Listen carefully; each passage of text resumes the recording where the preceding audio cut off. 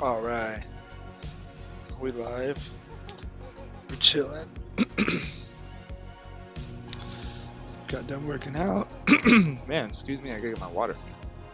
Got done working out, watched some stuff on this new Pokemon today, pretty stoked. Let me pause this real quick. Turn it down.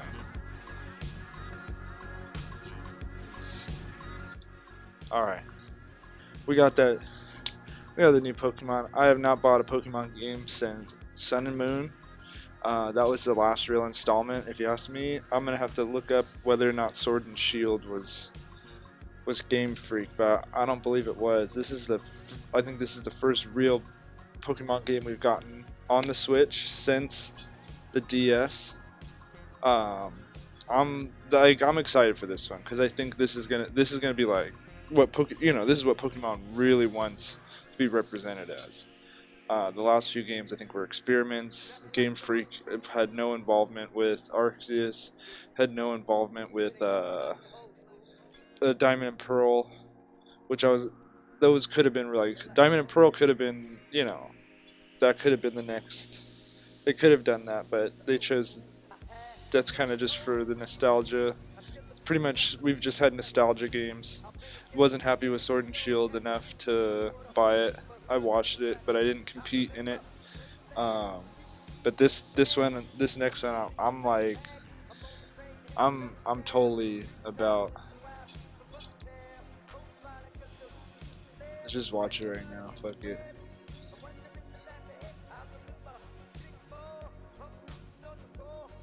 What is it, Scarlet? Yeah, like there's a lot going on with this one, cause they totally did there he is, Quaxly, let's go. They totally did like red versus purple, which is like for sure gearing at YouTube versus Twitch. That's how I perceived it as. Like I was like, that's the coolest part. So if you're streaming it on YouTube, you gotta play Scarlet. If you're streaming it on Twitch, you go to purple. I think it's perfect. I think then a lot of people were stoked. Finally, a purple edition for the real Pokemon franchise. They're considering this to be the ninth generation, which is totally cool. Because like I said, the fact that they're saying this is the ninth generation means that this is going to be the game that they're going to be. This is going to be the game engine that they're going to be using for competitions. It's going to be dope as fuck. It's almost 420, so we'll smoke once 420 hits. Let's turn it up.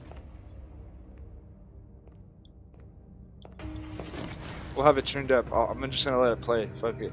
I won't. Well, I guess we could. Nah, we're not gonna do no reaction video. It's not that big of a deal. I'll let it play for you guys so you guys can watch.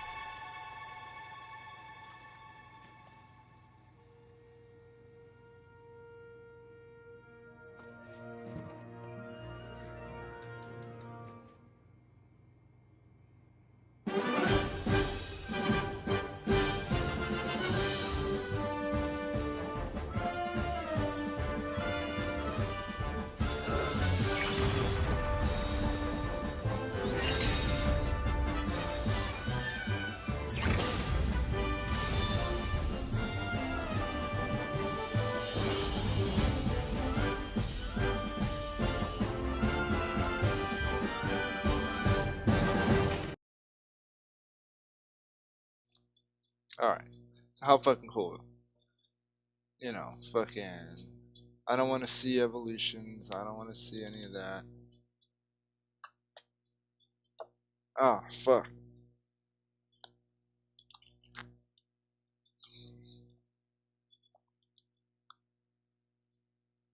I'm totally stoked. Absolutely. Without a question. They said it's centered in Spain. So it's going to be the northwestern corner of Spain is where they got their influence. So that'll be cool. Grapes. And then no new type.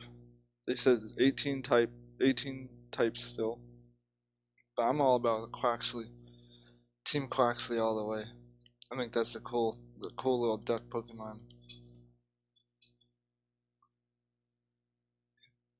Here.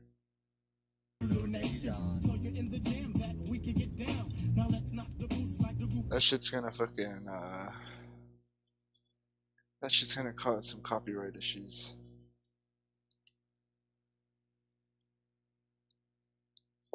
Hang on. I'm gonna grab something real quick.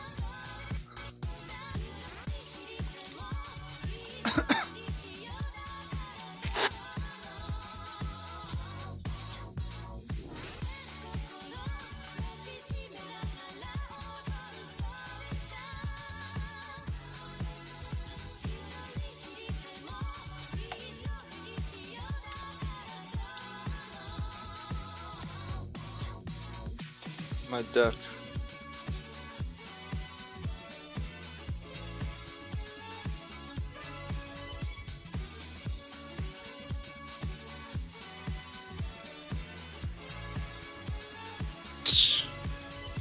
Yeah, Team Quaxly all the way.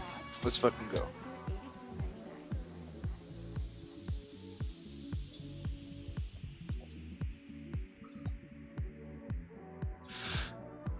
That thing's handmade. Alright. We'll rip some of this Pineapple Express for 420.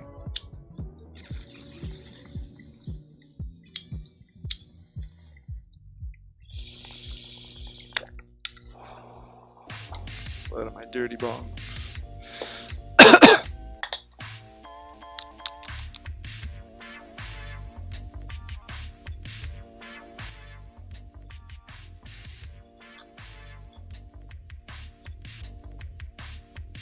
Is that now loud enough? It's like really loud in my headphones. So if it's too quiet, sorry. Alright. Well, why not?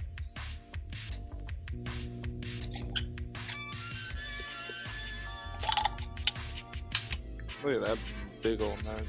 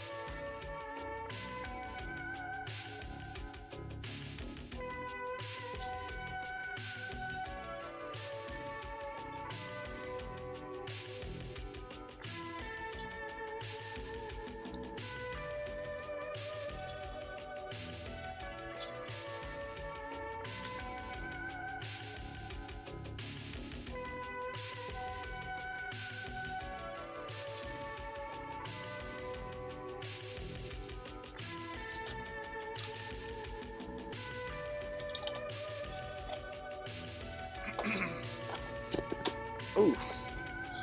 Rattle cage. Alright, let's see what Captain's doing here.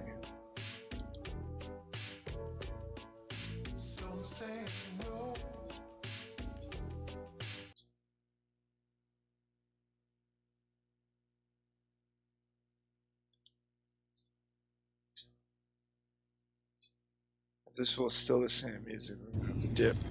Never heard that one. Never heard that one. You play it.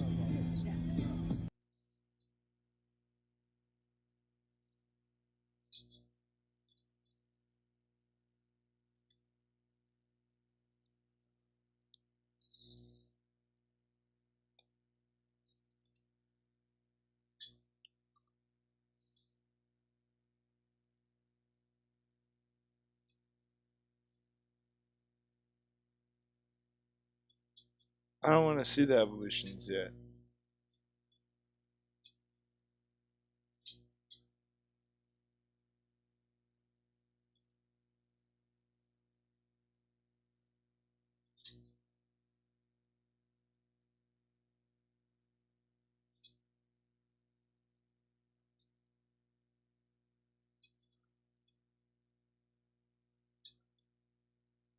Should we watch it?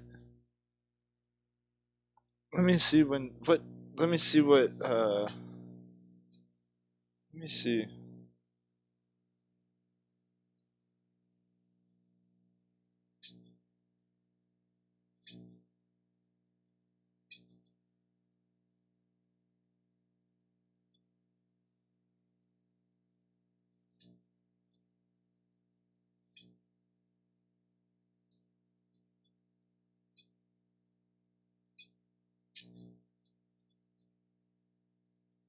Okay.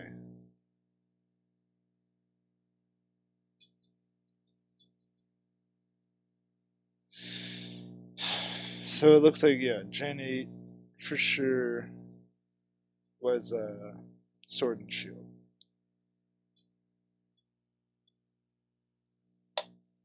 So I don't know if I would consider Generation 8 a success. Consider I don't consider Sword and Shield a success. I didn't buy it. And there was no need to. I didn't buy the hype.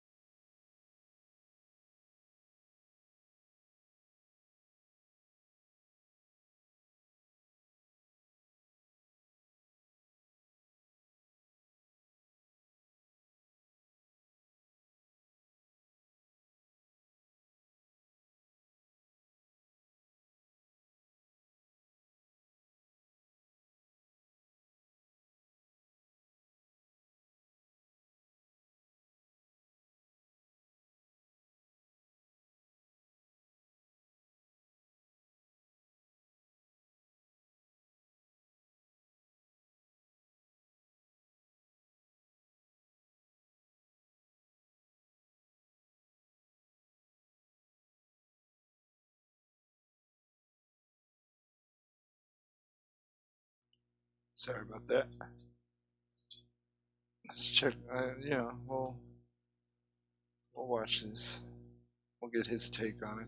What an incredible day it is. The reveal for Pokemon Generation 9, Pokemon Scarlet, and Pokemon Violet. And we've got a full in-depth breakdown for things you might have missed It's almost from the 420. reveal trailer and much, much more. Let's dive in. Yo, whoa, what is going on YouTube? It's your boy Dan, aka A-Drive. I'm bringing you guys another video today. And today we are diving in to Pokemon Scarlet and Violet, the newest generation announced for the Pokemon franchise. Pokemon Gen 9 confirmed. If you guys missed my reaction, you should check it out because I was pretty hyped and I'm just super over the moon and thankful and excited for this upcoming chapter of the Pokemon franchise. And I'm just very thankful that I get to share all this with you. So be sure to like the video if you guys enjoy this one, and subscribe to the channel if you guys are new so you don't miss out on our Pokemon coverage here. I've got a ton of content coming out over the next few days and beyond, discussing the new game and breaking things down. But in this particular video, we're gonna actually be diving into the trailer very in depth. There's some really cool stuff, some really secret stuff, lots to break down in this one that I'm sure you missed. So let's just dive in. Let's talk about all the little pieces, and if you find anything different, maybe something I missed, you guys can let me know in the comment section below. Well, let's pull up this trailer and let's go frame by frame, and I'll show you guys the stuff we found. So a few things I want to mention before I actually dive into the exact trailer. There's a few really important pieces. One, Pokemon has come out on their website to say that these new titles, the Pokemon series, takes a new evolutionary step, allowing you to explore freely in a richly expressed open world. And they've used the term open world in multiple different areas. So I think for the first time ever, we are truly getting a comprehensive open world Pokemon style game. And it does show that Arceus was a stepping stone towards that, as we had kind of segmented areas. This game will truly be open world, which is very, very exciting. It says various towns blend seamlessly into the wilderness with no borders. You'll be able to see the Pokemon of this region in the skies, the seas, the forests, and on the streets, all over. You'll be able to experience the true joy of the Pokemon series, battling against wild Pokemon in order to catch them. Now in an open world game that players of any age can enjoy. Truly the masterpiece we have all been waiting for. We do have some information regarding the starter Pokemon. Sprigatito is the name of the grass type Pokemon. It is a grass cat Pokemon that is capricious, attention-seeking grass cat Pokemon. Fuecoco, who I love, clearly, yeah, he's pretty you guys cool. can let me know in the comments section below we're what team Team you're Quaxly. on, is the fire starter, the Fire Croc. It's a laid-back Fire Croc Pokemon that does things at its own pace. And the final starter is Quaxly, the Duckling Pokemon, which is an earnest and tidy Duckling. Very, very excited about that. Lastly, the main characters that you have between Pokemon Scarlet and Pokemon Violet have different outfits, and they mention who knows what kind of story awaits you, and we see some really cool screenshots from the website. So that's all the information from the website that we have at this point, but we expect that to be updated in the future. Further, I want to call attention to the Japanese Pokemon logos here, which are always a little bit different than the American logos, and they often will have some sort of an indicator in them to kind of what is coming in the main kind of features of the game. In the past, they've teased Mega Evolution and Z Crystals and things of that nature. So keep an eye on that star, because we're going to talk about that throughout with this trailer breakdown, as that star icon seems to appear quite a few times, and it may be very important when we look at what the new mechanics of Pokemon Scarlet and Violet could actually be. So remember that logo on the Japanese kind of logos of Scarlet and Violet, that star logo, that icon, because that is going to turn out to be very important as we kind of figure out what this game really has in store for us. Okay, so here is the trailer, and I'm going to kind of go through this very, very slowly. I've got 25% frames on, so we're going to look at things piece by piece here. The first thing is, you've got this calendar over here, right? And this calendar is very much so potentially a lunar calendar. I think it's important to note that there's a hat. This hat up here could be representative of the region and kind of some of the stylistic take, which again we'll talk about later in this video. We kind of have a really good understanding of what this region is based off of, as I'll kind of cover this as we go. But I find this very interesting, and we're gonna see some similar themes here with a sun, moon, lunar, astrology. There's definitely some really resounding themes as we kind of break this down. I think it's also worth mentioning that when Pokemon does these trailers, they're meticulous about the things that they're including in them. Every item in this room is there for a reason. So this one, there's some interesting symbolism going on with this guy's hat. I think that this is probably important, but you know, it's kind of a little too hard to make out. But as we kind of look forward here, about 55, 56 seconds in, we've got some interesting stuff going on here. This spiderweb-like logo, very, very interesting. This could be something that has to do with maybe the evil team. I don't know yet, but this is something that I'm sure we're gonna see come up again. So remember this logo here. We also see a Pokeball and a Great Ball. Located, it seems, right here, a Great Ball, Ultra Ball, perhaps. So kind of some Pokeball type icons, and we've got the star-like logo as well. Okay, so the star logo actually appears right here, and you have to kind of zoom in. But that star logo from the icons from the kind of main, Japanese It logos may be like appears here a again. Mega Stone. We also see thing. the maps and this exploration Or just theme, something and part of the we'll see a story. few more times as we go through this trailer, as we get a little further along, that there is most certainly a Spain theme going on here. It's actually no doubt. So that's something to keep in mind as you got the maps up here as well. Obviously, looking through the room, there seems to be a huge emphasis on exploration. I think that's obviously a core theme of the Pokemon franchise, but you see all the maps, and we'll see the gold later on. There's just so many things going on in this trailer that really points towards exploration. And here we see that gold, which very much so ties into that exploration theme we were talking about. We skip ahead a little bit here, and we actually see what seems to be our first Pokemon Center, which is out in the outskirts of this big town. Looks kind of like a gas station, actually. And you can actually see another one over here, it looks like. So it seems like there's, quite a few Pokemon centers just in this one particular area. And here we see it again inside the city this time, another Pokemon Center. Now this cathedral here we're looking at seems to be the Sagrada da Familia, a cathedral that has been in constructions for centuries in Madrid. And this is most likely kind of the central piece of this kind of game, right? This is gonna be kind of like our, when you think of Motostoke in a way, of like how that was like the big area in Sword and Shield, kind of like one of the initial cities. I feel like this is kind of the city for this game as well. Now this is an interesting part of the trailer that I don't really know what it is, if it's a hidden item, but if you focus on this little bush here, it seems like it could be a Pokemon, it could be a Firefly, could be a secret item, but it seems as though there's some sort of sparkling effect that's taking place in that bush over there. There's another part of the trailer that we see it later on, so I'm not entirely sure what that is, but I thought it was worth pointing out to you guys. I do not anticipate this to change, but we've done the counting. There are 18 types located on this like battle ring here. You see fire, water, grass, electric, and so on and so forth that we've counted, and there are 18 types. So do not anticipate a new type of Pokemon. There's not gonna be a cosmic type or a space type or a sound type or whatever in Generation 9. It seems like we're sticking to our 18 types that we previously had in previous Pokemon games. There's a few angles of this, and we've looked at them all, and it still comes out to 18. So again, do not expect any new types in the new Pokemon games. This shot here is interesting. I think a lot of people miss that there's like Flabebe here in the grass, which is really cool. So obviously Pokemon are gonna kind of just roam out in the world as you go through the game. And this protagonist is heading up towards what we assume to be their house. And this house in the background, this mansion in the background, very well could be the Pokemon lab, right? Like this could be where the professor is. So it's possible that you live right down the street, and that would be a really solid intro sequence, right? You start off, you kind of wander your way down this path, very passive Pokemon nearby that you can't fight yet. You go into the lab, you get your starter Pokemon, which is clearly going to be Fuecoco, and then you kind of work your way around and clearly obviously going to be begin your adventure Quaxly. at that point. My buddy Silver Beanie actually pointed out on Twitter that this painting that we see here on the screen looks very much so like the Cafe Terrace at Night, which is a Vincent van Gogh painting. So I'll throw that on the screen so you guys can see that for reference, but there's a lot of imagery like that as we kind of go through this trailer. It took a lot of zooming, but this is actually Choodle, it seems, on this book. So Choodle probably confirmed for the region. And this might be Mimikyu or Pikachu. It's a little hard to say, but this one definitely seems to be a Choodle. And here's probably about the best shot of the map that we get.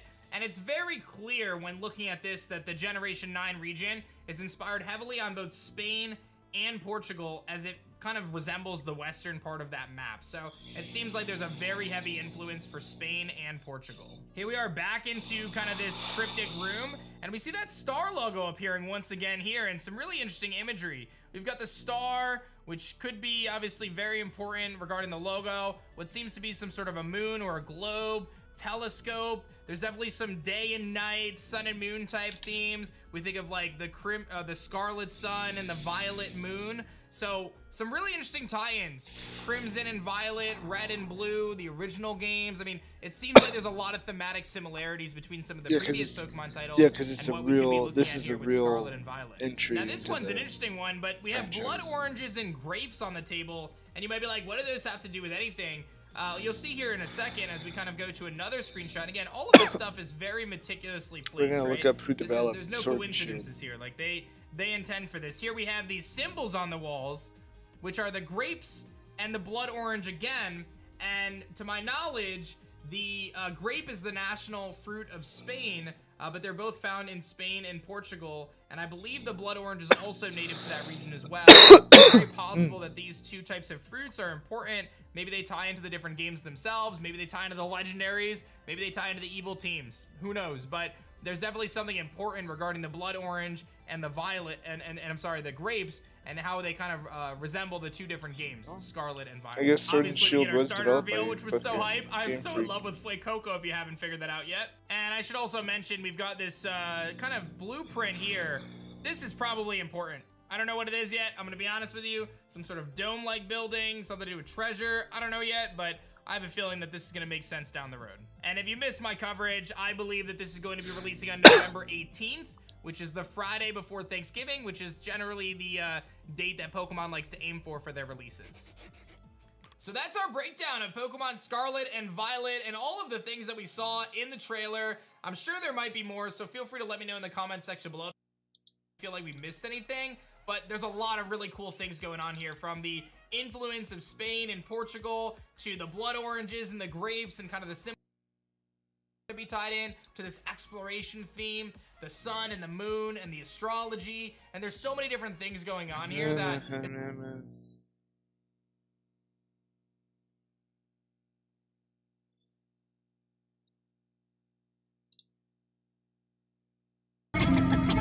He's sticking you, I'm taking all.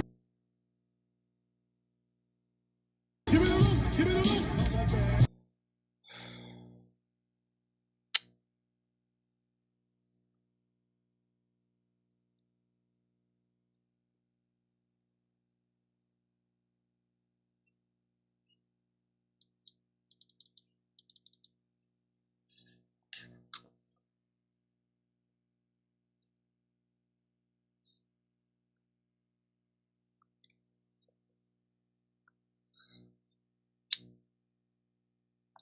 Whoa.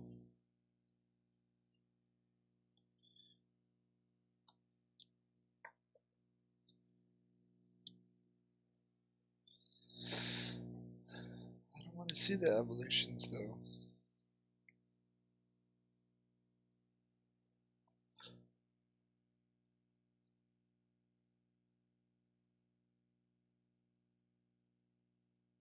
Oh, concepts. the brand new Generation 9 starters, Fuecoco, Sprigatito, and Quaxly have a ton of potential in terms of what they're going to evolve into, and we wonder what their types are ultimately going to be. So let's take a deeper dive and take a look at some really, really cool ideas. Yo, whoa, what is going on YouTube? It's your boy Dan, aka A-Drive. I'm bringing you guys a brand new video today, and today we're going to dive into potential evolution ideas for the 3-starter Pokemon, Fuecoco, Sprigatito, and of course, Quaxly, the little water-type duck. And I want to say that this video should be a lot of fun to break down. I'm really excited about it. I'm going to be looking at dozens of different artists' fan interpretations of what they expect these starter Pokemon to evolve into. And I want to make sure that we give proper credit to each of the artists. So I'll make sure in the description below, I have a document that links you to every single one of the artists. And I thought it'd be really fun to have you guys vote in the comments section below which one of these is your favorite and the most upvoted artist in the comments section below. I'm going to send them $200 just to say thank you for their incredible fan art. So make sure you guys show some love, hit that like button down below, and of course subscribe to the channel if you guys are new, and let me know which artist is your favorite in the comments section below. And again, the highest upvoted comment, I'm gonna send them $200 just because they're awesome, and I just want to make sure we support our artists. But I encourage you to check out all of the amazing people featured in today's video, so shout out to them. Let's take a look, because there's some amazing fan art of these various starter Pokemon, and you don't want to miss it. All right, so I've got a lot to go through, so we're going to go pretty quickly, but we've got Akashi here doing this really great line for Fuecoco. Kind of keeping the crocodile vibes, but keeping that skull on his head. I love kind of the teeth coming up outside of it. Really, really good stuff there from Akashi. This had to be one of my favorite ones, and probably one of the most popular ones. Bromo Jumbo here got 13,000 retweets, 14,000 retweets with his kind of take on these. He went with Grass and Steel for Desperado, and Fire and Fairy for Pico Libre, and Sergal being Water and Fighting, and he kind of explained some of his thought process, being based on the Banditos in Spain, and also a couple different things. I highly encourage you to take a look at this. I thought this was a really good one, and obviously one of the more popular ones. People really love this. I even quote tweeted it myself and shared it. I thought this one was really good. Here we have Nami Oki coming through. Let's take a look at what we got here. Ooh, I like this. Pastigre. Grass and Fairy type. I would love it if it kind of turned out like that. I think that'd be really cool. We've got, what's this? Let me crop it a little bit so you guys can see it a little bit better. And we got Venegarto. Ooh, I like it. We got Venegarto. So they envision it becoming a poison type here, which is cool. And then kind of like a chill crocodile. Incinerator. Oh, let's not call it Incinerator. We've got Drake and Sigilisk. Ooh, I like this one. This one looks pretty cool. I'm still feeling the grass one the most here. Here's all three of them. I think the Pastigre design is actually phenomenal. Akashi's back with another one, and they go with the Puss in Boots Fencer Cat, which I think a lot of people have kind of thought would be really cool. So there you go, get to see it imagined. We've got R. James here rocking with this one. This makes Quaxly look really, really cool. Gonzador, the Quaxly evolution that brings out the swab of the duck. R. James with this one. The Spanish Matadors and the Conquistadors. Oh, shit. I love this one. And R. James throwing down again with Sprigatito becoming Savalina, which is a feline dancer that grabs the attention of anyone. This one's really nice. I like the other one more. I'm hoping that this goes Saber-Tooth Tiger personally, but that's just kind of what I'm envisioning. And we've got AXL Galay Art going with the Explorer vibes for Quaxly. I love this concept. That's so great with the telescope on it. Love this one. And the same artist with the Puss in Boots kind of cat with the, this one has like a more musketeer type vibe for Sprigatito. And we've got Gump Studios or Michael Brady doing like it's like a submarine, like a grinder. I don't know what to call this. It's Brocadillo. It's basic. Maybe I'm missing a joke here, but I feel like it looks like it's a sandwich and I love it. I'm hungry actually. I'm gonna have lunch after I make this video. The Last Shaman made this incredible one here, kind of theorizing getting a ghost vibe going on. And you can see kind of the middle evolution and then the final evolution of Fuecoco. I like it. I think it's cool. I'll be honest, I hope this is not what it ends up looking like. I think the design itself is phenomenal. I like the little heart on his nose too. I hope this is not what he looks like, but it's very good design. We've got Fran Drawer here actually coming through. Tried to imagine the final evolution of Fuecoco as a concavenator, one of my favorite dinosaurs. Look at this. It did his research too. Kind of pulled it out. It looks like it's from this particular region. And that looks really cool. I mean, the dragon dinosaur vibes look really cool. This reminds me of the Xenoverse, dude. Trishout's evolved form, or Trishout's like form. Kind of reminds me of that. Ah, this one's sick. I hadn't actually looked at this one. Malay I think it's gonna look I'm not even gonna say that. Fire I was Dragon. getting, Bro, give me this guy. I was getting the Fraligator. This is vibes. phenomenal. I love this one. This is William cool. Boom. I love this one. This one's great, dude. This is a very good design. I love this. This might be my favorite Fuecoco personally. Don't let me bias you, by the way, in the comments. You guys do your thing, all right? We've got Himichu. I actually saw this one on Reddit a few days ago. A Fire Ghost Ghost Pepper. I thought this was a really cool one as well. We've got Arcardi coming through with Quaxly being a little sailor. This is just cool. Donald Duck vibes, man, no doubt. And Fuecoco getting a dragon crocodile vibe here. I dig it. I think it kind of. I don't know. I think the art is great. I just hope that this is not what it turns into. I really like that one we saw before. This one's cool. The Johnny Bravo Quaxly evolution here from Calzone. And we've got Elkska going with kind of a Matador vibe for Quaxly, kind of getting a little fencer thing going on there. And Shortcake Star with Scrubsula. Oh, I like when they do the full evolution as well.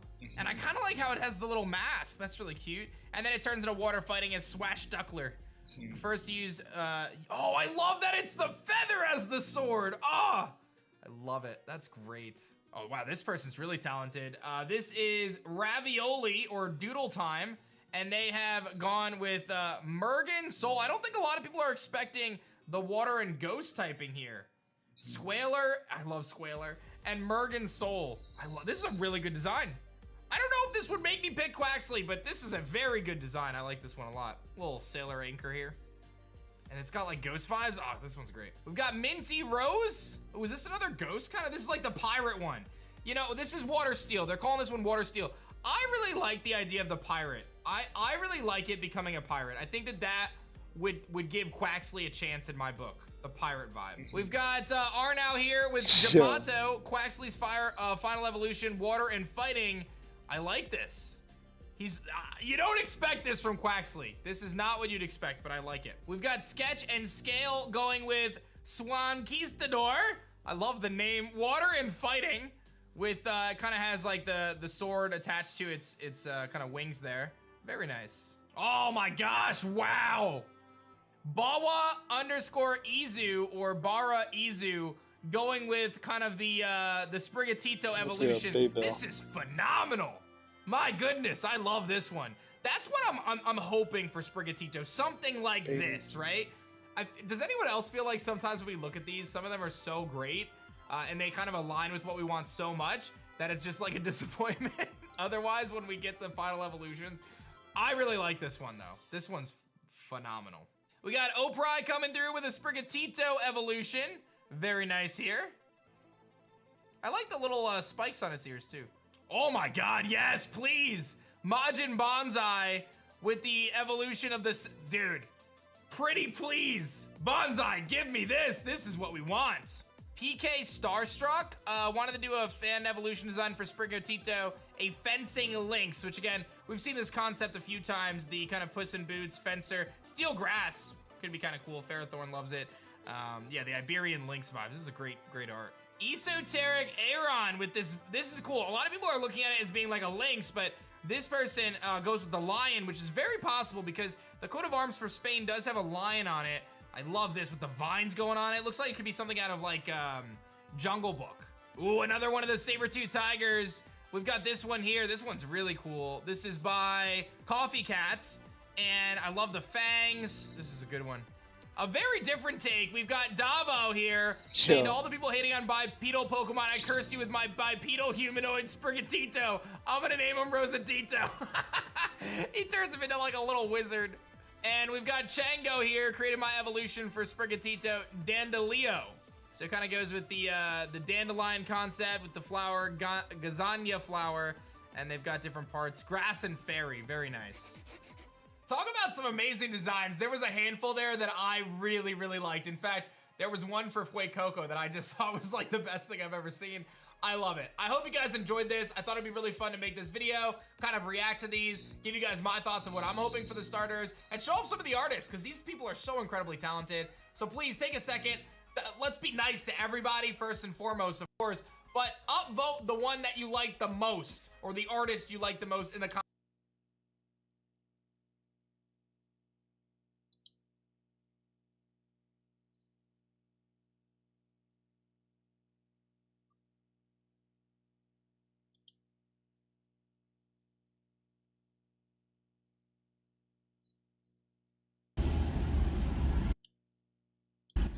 We out. Just driving. Heading back the hallway.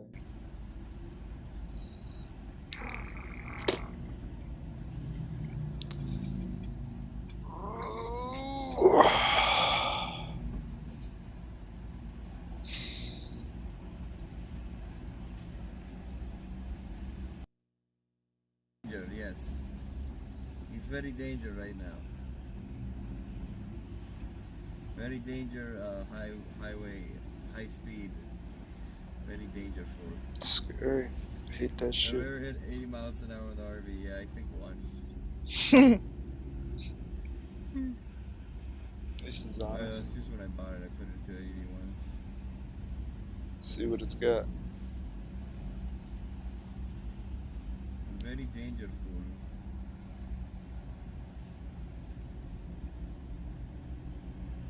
Can we hear Goose song now, please? Yeah, what was the song?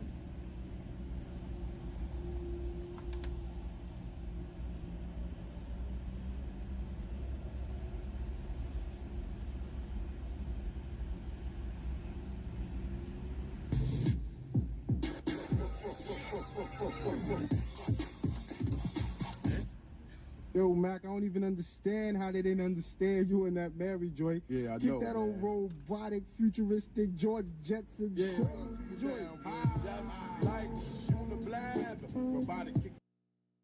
Been a batter, chitter, chatter, batter, been the bad. Electrified, come by flatter. I got the data to turn your body into antimatter. And just like a piece of sizzling, you'll fit inside my stomach with the eggs and grits between. The king is what I mean. My man, get a cup and put some change inside your hand. Shake it down. Now hold up. Let's make this official. Everybody, let's agree that MCs need a tissue. The folks my only issue. I bet your mama miss you, and I bet the Mac take off like an MX missile. No more you whining on the charts climbing as I make the funk kicking out more harder than a diamond. And if you didn't know who's rhyming, I guess I'm gonna say Craig Mack with perfect timing. You won't be around next year. My rap's too severe, kicking mad flavor in your ear. Here comes a brand new flavor in your ear. Time for new flavor in your ear. I'm kicking new flavor in your ear. Max, brand new flavor in your ear. Fuck, they're gonna copyright strike my ass. You'll be on your, you'll be burning, begging, please. Brother free. That probably already happened.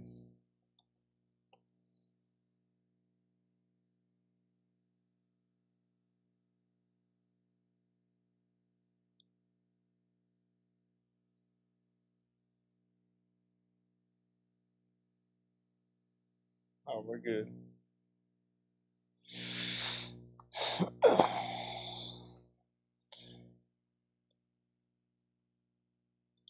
See what this fucker's doing.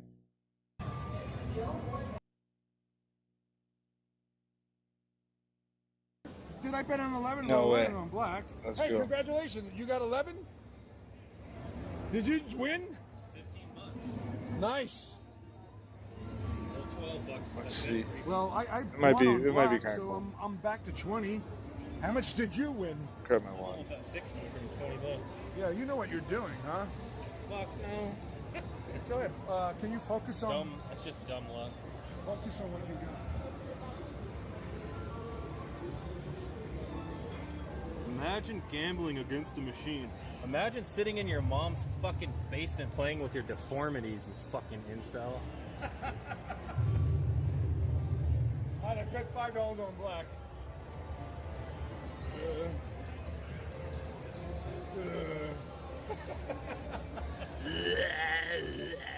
Yes, and let it on black. Once you go black, you come running back.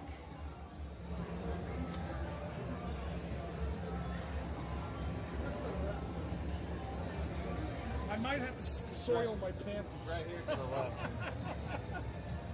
Oh shit, here she comes. Some,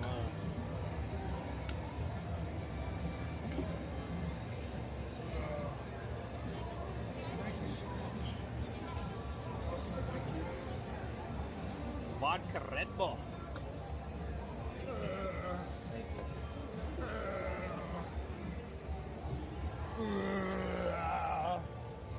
you. Someone called me a smart mouth punk. Streamer is a She cuck. should come back quickly next time because I gave I'm her a $5. cuck. You're a cuck. Oh, just landed on black. 31, motherfucker. Pardon the linguistics.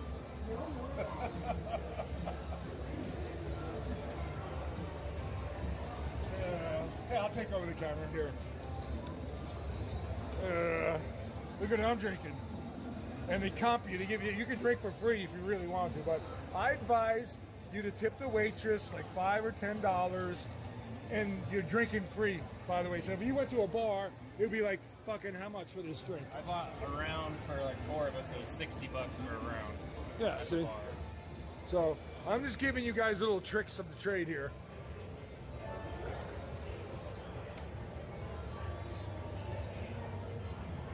You know, thank you for telling me to switch to the fucking hotel Wi-Fi. It's fucking doing a lot better now. Oh, it just landed on black. It's been landing on the 30 numbers lately. You notice that?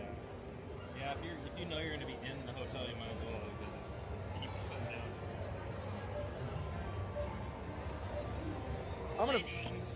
I'm gonna sit out a couple of rounds and dip.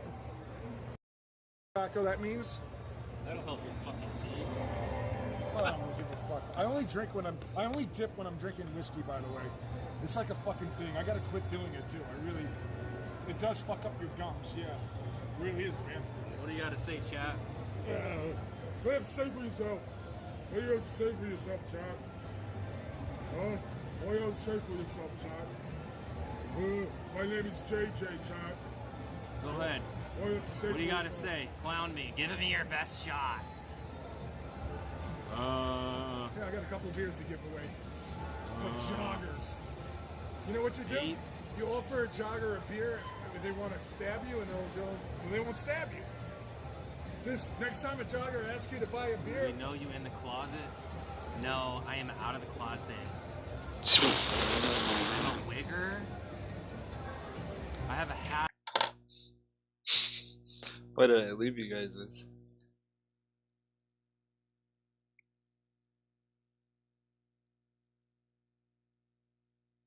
Damn, another dead rabbit. Fuck it. I like his stories. They're dope. On February Topical. 24th, 2022, Russia invaded the Ukraine. And did they Oh, accidentally Ukraine. set Just off say the Ukraine. long prophesized dimensional merge? Crazy. Has And then dimensional merge. we I know you guys are tired of hearing about all this stuff, but then we take a look at conspiracies involving nuclear missiles. Nukes We aren't know real. that UFOs and aliens have long been curious about UFOs the are world's and aliens nuclear aren't real. missiles. It's not real. But Don't buy it. are they We'll listen to also it, but currently being monitored? there's truths I'm sure that are in here, but that shit is not real. Get that out of your head. It's mental poison. Owen Benjamin's done plenty of videos breaking this topic down. We're moving forward. But, you know, we can enjoy these videos, they're cool and all this stuff, but just understand that, no, there's no nukes, you're fine. There's no aliens, you're fine. By the forces of hell. Today on Dead Rabbit Radio. Wing. Hey everyone, welcome back to another episode of Dead Rabbit Radio. I'm your host, Jason Carpenter. I'm having a great day. Hope you guys are having a great day too. I'm just going to say this right now. I'm recording this episode on Sunday, February 27th. I don't know how things are in the future. How things are going on Wednesday when this episode actually gets released. Hopefully the world is still in one piece. I don't think there's going to be any widespread nuclear bombs. Like how I really specified that. Nuclear landmines, maybe. Local nuclear bombs, maybe. I'm hoping not, right? But as of the time I'm recording this in my haunted closet, nothing horrible like nuclear has happened. So that's good, right? As you're listening to this podcast in the future from your MP3 player as the battery's slowly dying and the fallout is coming towards you. Like, Jason, why'd you pick this stuff to talk about? And you recorded it so far in the future. Someone who always joins me when I'm hanging out in the future, coming into Dead Rabbit Command right now, is one of our Thanksgiving live stream supporters. Give it up for the entire X-Board. Woo! Come on in from the radioactive fallout. Hurry up, shut the door. Dead Rabbit Command is protected from all sorts of attacks. Again, these jokes are all completely insensitive if a nuclear strike has actually happened, but I don't think it's gonna. The entire X-Board, you're going to be our captain, our pilot this episode. If you guys can't support the show financially, I totally get it. Just help spread the word about the show. That really, really helps out a lot. It really helps the show grow, which is also very exceptional. The entire X-Board, let's go ahead and give you the keys to the Dead Rabbit dirigible. We're going to leave behind Dead Rabbit Command. We're going to float all the way out to the Ukraine. It's not the Ukraine. It's just fucking Ukraine. We already did a video on this shit. Over the Ukraine. We're definitely not going how to fake World War III. III. It's going to Go be up look it in up. this It's on my dirigible channel. the entire time. Like February 5 or 24th, 6 2022 videos was back. the day that Russia invaded the Ukraine. And that is also, I'm just going to get to the chase right here.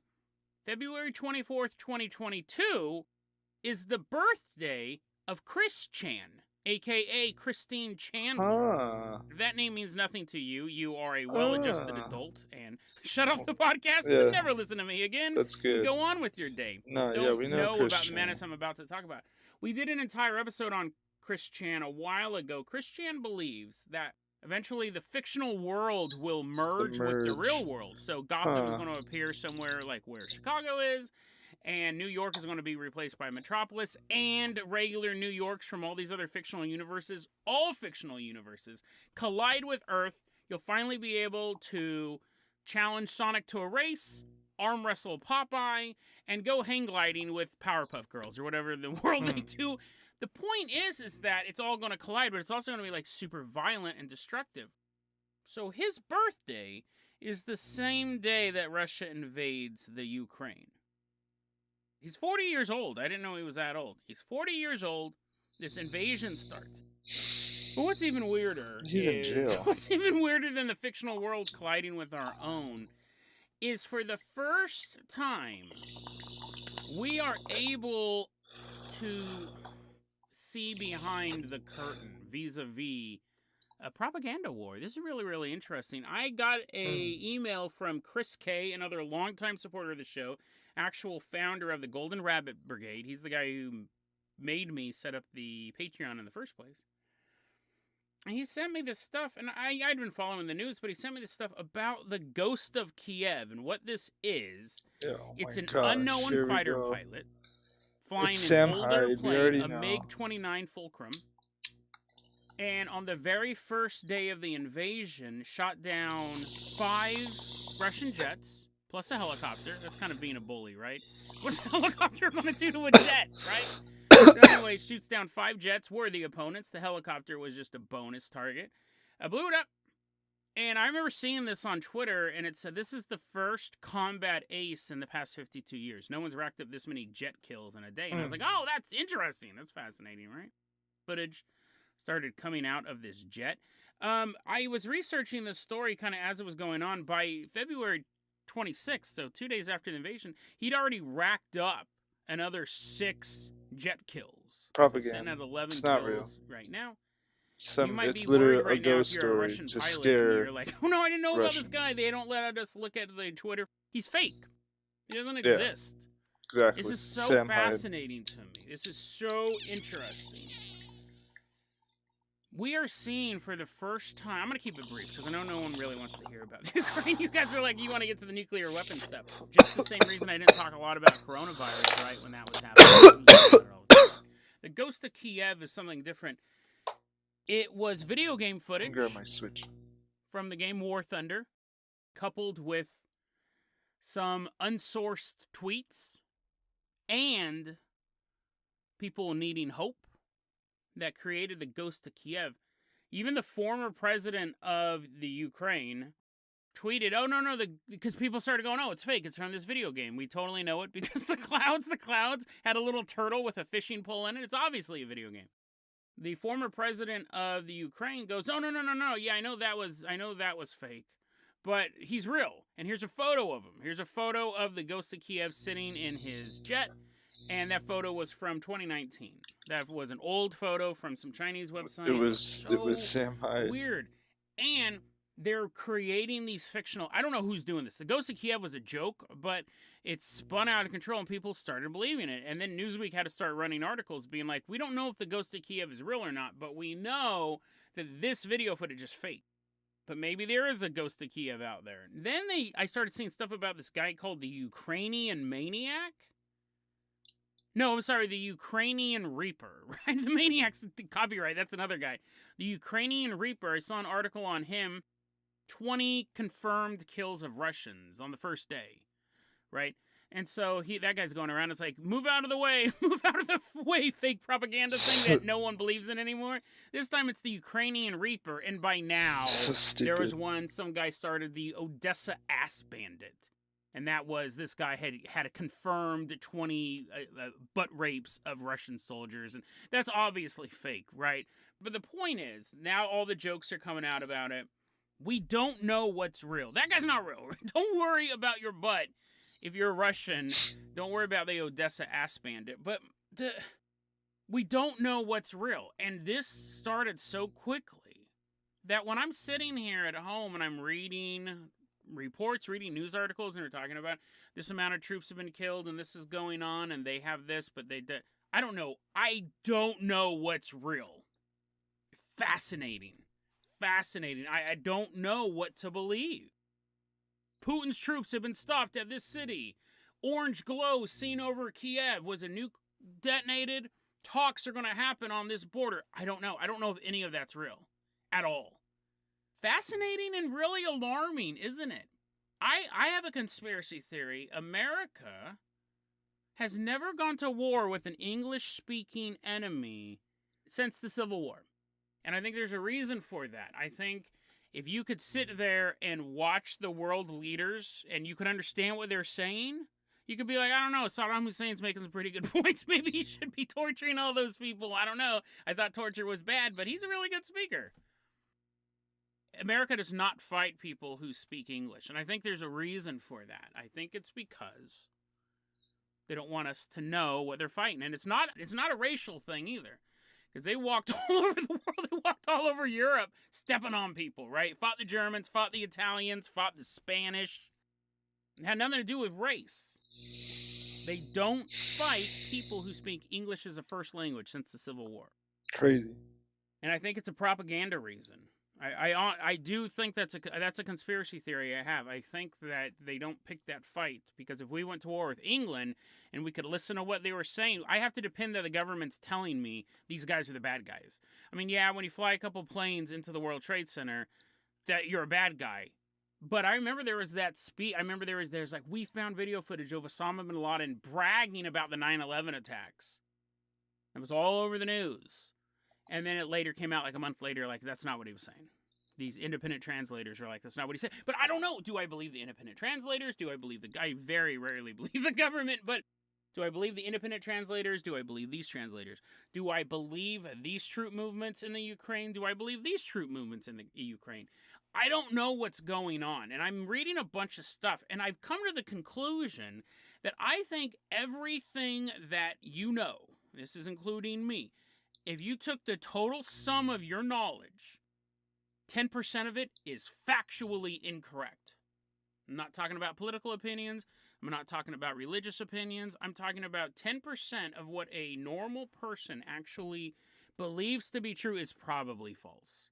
And now we have this war that's going on that we don't know what's going on. I can watch camera footage. I can watch like streaming camera footage of like Kiev and these other cities in the Ukraine. You're like, Jason, you must be really bored if you're sitting watching this camera footage. Beautiful cities, right? I'm just seeing cars drive down the road and stuff like that. I don't know what I was expecting, like Call of Duty cutscenes with a bunch of helicopters and mortars and blowing. Again, I am recording this episode on Sunday. That stuff may have happened by the time you hear it on Wednesday. And I obviously know there's a war going on over there. I'm not saying that it's not real, but I don't know what's true. I'm hearing all this stuff that Russia's getting stymied here, and he can't move the troops, and da-da-da-da-da. And for all I know, 2 days from now, the entire country could be taken over by Russia. And everyone's like, wait, I thought you said that the Odessa ass bandit was protecting the country. I thought you said that he had been stopped on all these things. And then the people who told us those propaganda stories are like, people don't even apologize anymore for telling you the wrong thing. Fascinating. Like, I've never seen. I lived through the first Iraq War and the second Iraq War and all this stuff, and I remember hearing about Iraqi soldiers going in and taking babies right out of the incubators when the Iraqis invaded Kuwait. The first before they secured any strategic targets, they went to a local hospital and pulled babies out of the incubators. I remember hearing that. There was an Iraqi woman testifying before Congress saying this happened. Never happened. Never happened. That story about soldiers taking babies out of incubators is an old story. It's happened in a couple different wars. So what's real? Fascinating story. The Ghost of Kiev. People are saying the footage isn't real, but he's real. And now I think people have kind of moved on because he's not. And people are making up brand new characters. They're like the juggernaut of Kiev. He gets +2 defense if he fights more than 5 Russians at a time. I mean, that stuff's obviously fake, right? Those are jokes. But at the same time, real propaganda is being put out, and I'm watching history unfold in real time, and I don't know what's true. And you could go, Jason, well, you got to go to this website. This website has all the true information. Are you sure? Are you sure? Like, you don't know. I mean, you could be sitting in the Ukraine right now. You're like, Jason, yeah, I know. Here's a photo of what's going on. But fascinating. It's fascinating to see this propaganda war play out in real time. And Christian's birthday Does this have is this part of this dimensional merge? Because what we're having is we're having fictional event. You didn't think I was going to get back to that. You thought that was clickbait. We're having a real event with fictional characters in the real event, and people are believing the fictional characters. Does it become a tulpa at a certain point? Could we see a Ghost of Kiev, a person flying this older jet? Chris K had the suggestion, maybe it's a ghost. Maybe it's a literal ghost. That's why it's in such an old jet, and connected it to my episode about George Washington fighting his ghost, fighting during the Battle of Gettysburg. I'll put that episode in the show notes. But yeah, it feels like the real world and the fake world are colliding, and I know there's always been propaganda. See, here's the difference. You go, Jason, there's always been propaganda during war. There's always been these type of characters. We don't see them because they don't exist. But with the footage, you can actually show footage that in a tweet, in the little low-res tweet box, looks like a jet flying overhead. Right? I was fooled. I was fooled. So before you would have, and also these stories would be local to the combat. You'd be like, oh, and you won't believe it. This guy, he took on 10 soldiers at once. He had an AK-47 in each hand and perfect aim, and just every bullet landed a headshot. It was amazing, and that would inspire people locally to walk around with 2 AK-47s. If he can do it, I can do it. It's local stuff in the battlefield, and now you can have footage of it. Fascinating. Absolutely fascinating. We are taking the real and making it fake. We are taking the fake and making it real, and in front of all of it is the looming shadow of Chris Chan. Leaves their big old stamp on it. Weird story. The real is fake. The fake is real. I don't know what to believe. Anything could happen. And even after the dust is settled, will we know the truth? Who knows? Who knows? The entire export. Let's go ahead and toss you the keys of the Carpenter Copter. We're leaving behind Kiev. We were headed all the way out to Johnson County, Missouri.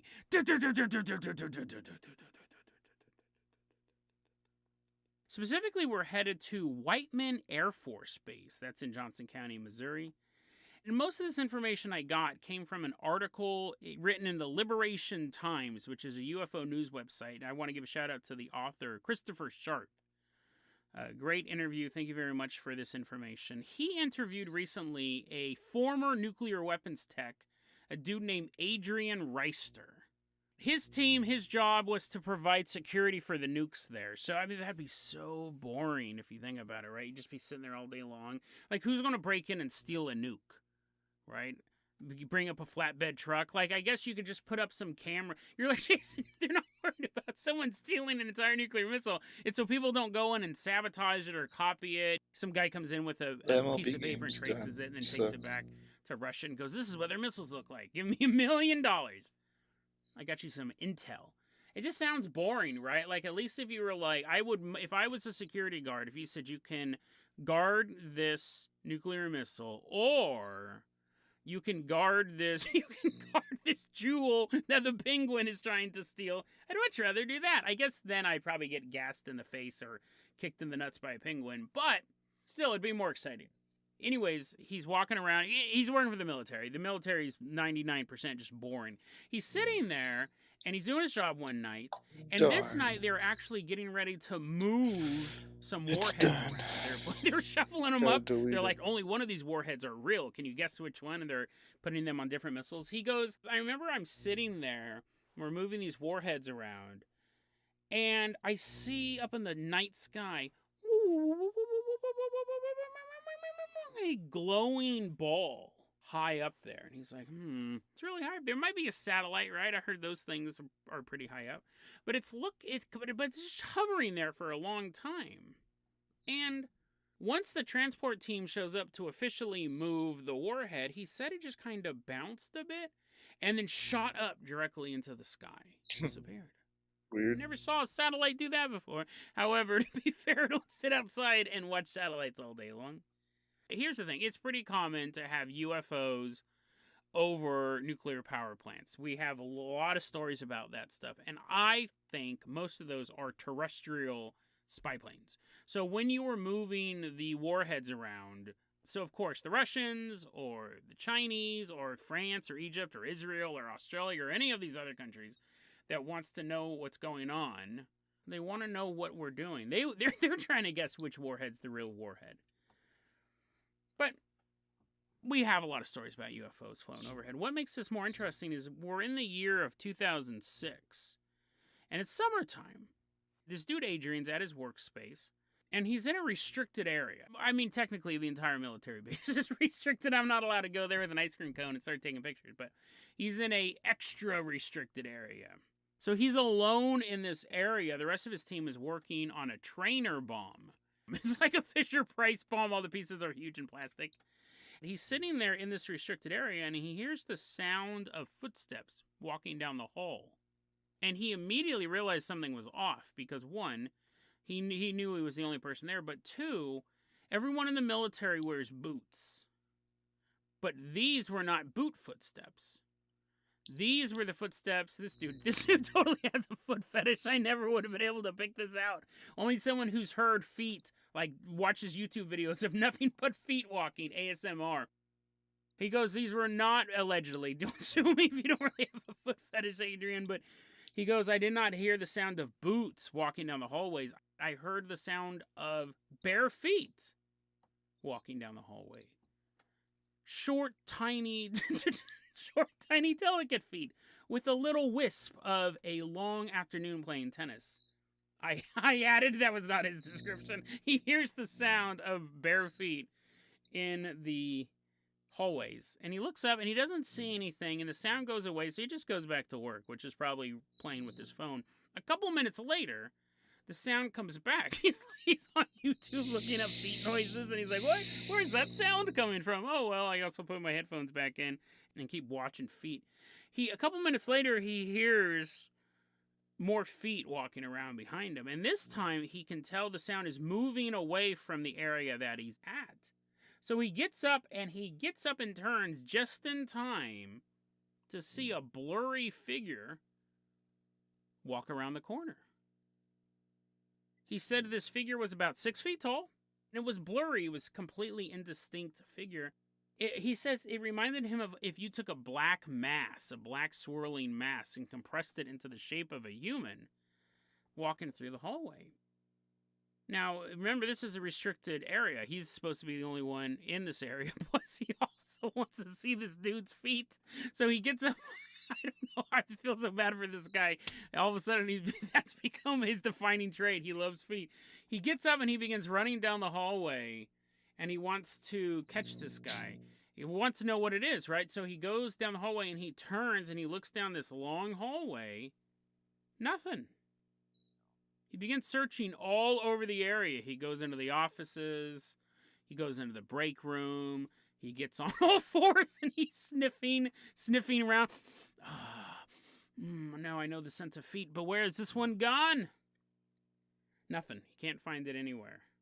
He goes, this is a secure base. This is a military base. How did anyone get in here? All the doors are secured. No alarms went off. And so he just goes back to his workstation. He walks back. Takes his shoes off and walks through the hallway, his bare feet touching the cold linoleum floor. He walks back to his workstation all depressed, cheers himself up by taking a quick whiff of his own socks and goes, you know what, I'm not going to report this because I'll just be considered a lunatic. I'll be considered a foot-smelling lunatic. No, he goes, I don't know why I've made it. This is his defining trait, but it's all part of the propaganda. It's all part of the propaganda machine. He goes, I'm not going to report this because people will think I'm crazy. And that's true. If you went to your boss at work, because I do this at every workplace. Every workplace I've ever worked has been haunted. I don't think Wells Fargo was haunted. That was like this call center. They're not around anymore. But all my other jobs, I've been like, this place haunted. There's a ghost here. That's why I wasn't able to come into work, sir. Because a ghost was in my desk and it was super spooky, so I stayed home for 3 days. I've worked at a lot of haunted places. I worked at a haunted pizza parlor. Technically, I brought the ghost to the pizza parlor. The pizza parlor wasn't haunted. I did an episode on that. And then I just worked a lot of haunted places. But I dare you to do this, where you work, go to your boss and say, hey, you know, I like working here and all, but every so often there's a swirling black mass in the shape of a human that walks around and doesn't wear any shoes. Tell your boss that, and watch how quickly your hours get reduced. They will think you're a lunatic. They'll be like, wait a second, unless you work at Shadowman R Us. And he's like, well, I'm glad you saw that. I'm glad you reported that to me, because that means we have more inventory. Usually people, and they may not actually reduce your hours or fire you or anything like that, but they're like, what? But so we have this report right now. This is a shadow man, and shadow men kind of fall into the realm of the paranormal, not necessarily alien. And this report is not alone. Outside of Las Vegas, Nevada, we all know about Area 51, but what a lot of people forget is that's Area 51. There's 50 more of these areas scattered around the United States. Area 2 is outside of Las Vegas, Nevada, and we have a report from Chris Cabrera, former Air Force security officer. He said he was on this base, and he sees this black mass, very similar to what Adrian saw, walking around the facility. But he said this one didn't have a head. This one just had like its shoulders and its arms, and it was walking around. And there are other reports of shadow people on this base as well. So we have the UFO encounters. We have a ton of those. Couldn't even tell you all of them. There's so many encounters of aliens, or UFOs at least, over nuclear bases. But here we have shadow people, which tend to be more in the realm of ghosts and demons than aliens. So why are the shadow people here? What I think is interesting is, first off, let's put on our skeptic hat, which is nothing because we don't believe in hats. Skeptics don't believe in anything. Technically, my go-to, let's say these stories are true, right? You're like, Jason, a skeptic wouldn't even give you that much. But let's say that these stories are true. My first go-to is, these aren't shadow people. This is camouflage technology. These are actual humans walking around. And this is just kids. They're like, hey, can I have a suit that makes me invisible? And the scientist goes, well, I can make a suit that makes you less visible. How would you like to be a swirling black mass? And they're like, what? That actually makes me more visible. I'm trying not to cause any commotion at all. They're like, listen, scientist goes, I can't make you invisible. What do you think this is, Harry Potter? But what I can do is make it so if somebody looked and saw you, you would look like a ghost. Scientist comes out with a white sheet with holes in it. He's like, here you go. That'll be $50 million, please. I can make you look like a shadow person. But there's two limits to the technology. One, you can't wear shoes with it for whatever reason. We can turn everything into a shadow, but your shoes, your Nike Air Force Ones have to remain at base. But they'll be able to see you, but if they looked at you, no one's going to tell anyone that there's a shadow person walking around. And you go, Jason, that's actually quite fascinating. That's the reason why I listen to your podcast. However, what about the dude with no head? They send in a spy with no head? I got an answer for that, too. No. They sent in a spy with a head, because that's kind of integral to being a spy, but he was probably, like, looking down, like eating ice cream cone. I actually don't have a reason for why he wouldn't have head. I figure maybe if he was looking down, but even if I looked down and was eating an ice cream cone, first off, first rule of being a spy, don't eat ice cream cones on your mission. But maybe he was like trying to fix his zipper or something like that, or maybe he was looking down at his beautiful feet. I don't know. But anyways, if you look down enough, you would just see your shoulders and you wouldn't see the top of your head, or that you had a head. And he could be doing that. He could have been a double-jointed freak who also had camouflage technology. That would be my first guess, right? Because I believe a lot of the UFOs we see over nuclear plants are terrestrial in nature. And this could be, same thing, this could be a spy from another country who has this camouflage technology and is walking around. And then I started thinking, wow, I wonder how many shadow people actually are spies. But then I remember most of the shadow people that I've personally seen were in my grandma's backyard, and I don't think the CIA was going to my grandma's backyard because she was growing weed or whatever. She was growing weed. But I don't think the CIA was there for that. I think I've seen shadow people, and they definitely weren't agents of the federal government. I've stuck my hand inside of them. I'll put that episode in the show notes. It was a really good episode. But it would be an easy way to be less noticeable, right? To basically be unbelievable. You'd be unbelievable in that moment. Then there's the option that these are actual shadow people. And the thing with shadow people is we don't know what this phenomenon is. They're not demons. They're not ghosts. This is something that really, the best way to describe them is alien. I think one of the best explanations I heard, it's definitely the most evocative, is that the shadow people were the original inhabitants of hell. When the big giant war happened in heaven and God threw down 1/3 of the angels into hell, there's a bunch of shadow people there already, and they're like, ah! And because they seem so aloof. When I've encountered shadow people, it makes you feel like an ant. It makes you feel like a pet. It's super weird. Like when you see these things, the same way you don't really care if there's a potato bug in your bushes outside your house is the way it feels when you encounter a shadow person. You're not terrified of them. They don't care that you exist. You can do nothing to them. You're less than an ant, because even an ant, you're like, oh, dude, get out of here. I love ants, so I feed ants, but most people would be like, dude, get out of here. Go away, ant. They don't even care. They know we exist, but they just don't care. There's nothing we can do for them. So it's such an aloofness that makes it weird. Like a ghost may try to deliver you a message, a demon may try to scare you or trick you. The shadow person wants to do neither. It's not even that they want to be left alone or they want to exist. They're so aloof. You can't even put an intention on them. It's very, very weird. I've interacted with ghosts and I've interacted with demons and I've interacted with shadow people. And out of the three, the shadow people are the most, I won't say the most upsetting because that's the demons, but you feel insignificant to them. Like you're not even part of their daily structure. Demons want to cause the downfall of man. Ghosts are just floating around and stuff, but it's so weird. I can't even... There's nothing I can compare it to, because at least like a pet we take care of.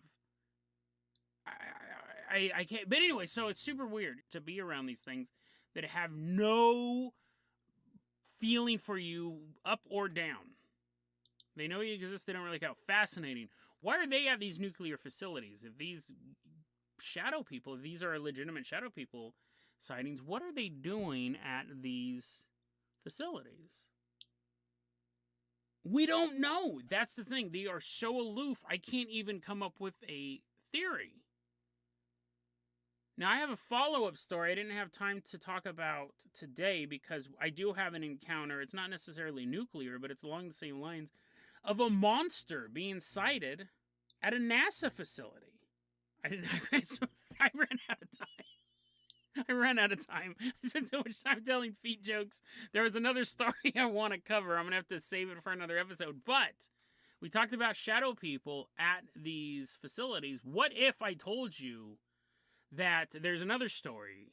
It's about a monster at a NASA facility. There's multiple sightings of this giant monster. It doesn't say whether or not it wears shoes at a NASA facility, but we will save that. That's a little teaser for a future episode. I do think that demons would have, just like aliens, an interest in our technology. But the interesting thing is, aliens, I believe, would want to stop us from nuking ourselves.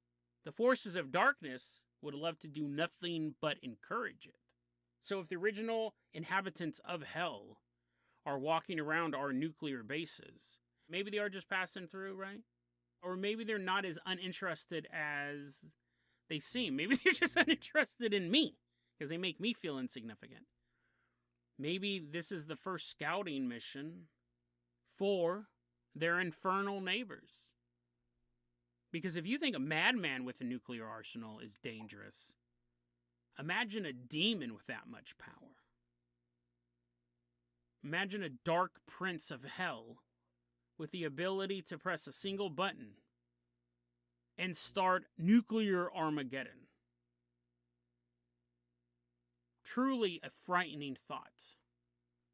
as nukes rain down on the planet and vaporize human life, it sends countless souls into the clutches of Satan, while also turning God's greatest creation into a charred landscape, choked with fire and smoke, spinning forever alone through a silent cosmos.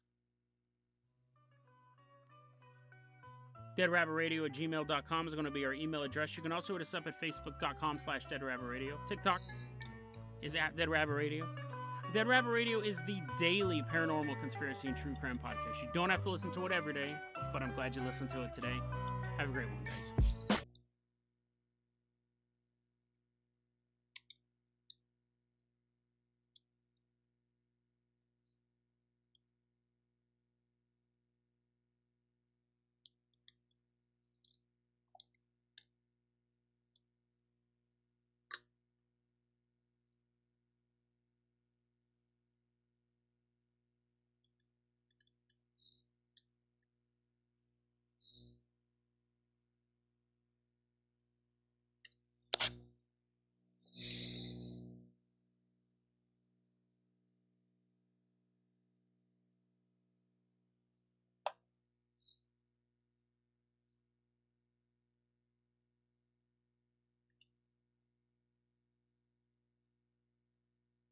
This fucking this dude still driving. We've been live for an hour and a half. Attila on the run with a gun in the hunt. Oops. Wait, they made it. Oh my god, this phone LA. is like burning my fucking hands. Yeah, these new phones get hot. What the fuck? Attila, LA. the vampire thriller.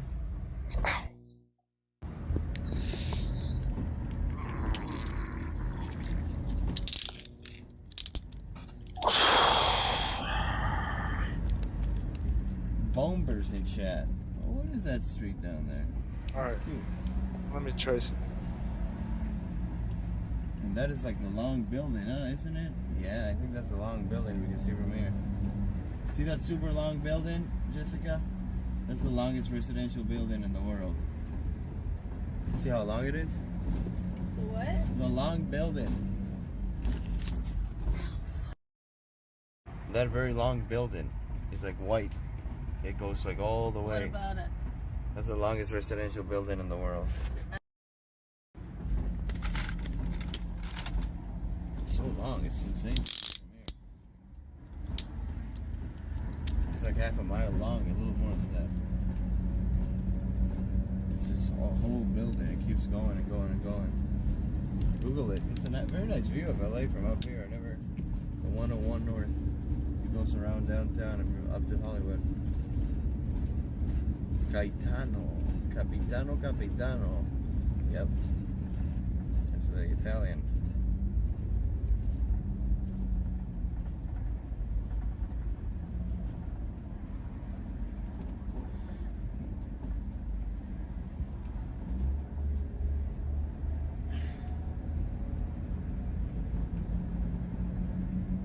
Was I Blackbeard in my past life? Probably not.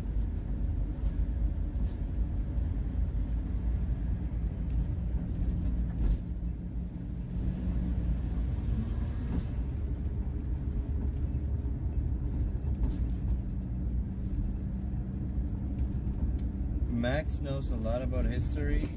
I find it sexy. Ooh. Guess I better learn more then.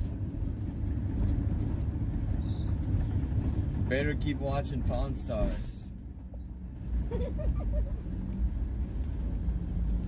Get a subscription to History Channel, because on YouTube I only get to see like parts of the episodes. I don't get to see the full things.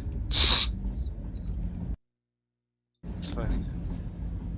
You can learn a decent amount about history just watching that show. And it's fun. Honestly, you know, it goes in my blood. My great-grandpa owned a pawn shop, so I just like looking at stuff and just knowing how much it's worth. It's kind of fun.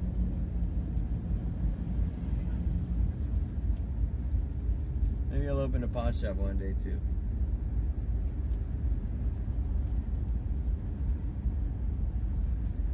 And they tell you this, the history of all those items, which is kind of, it's pretty cool, honestly.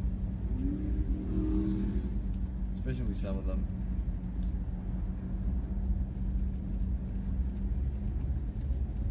How don't I have satellite TV in here? Satellite TV? You mean like a satellite dish on the top of my RV and shit? I don't know. Nice, here we go. Attic LA up here. City Hall area.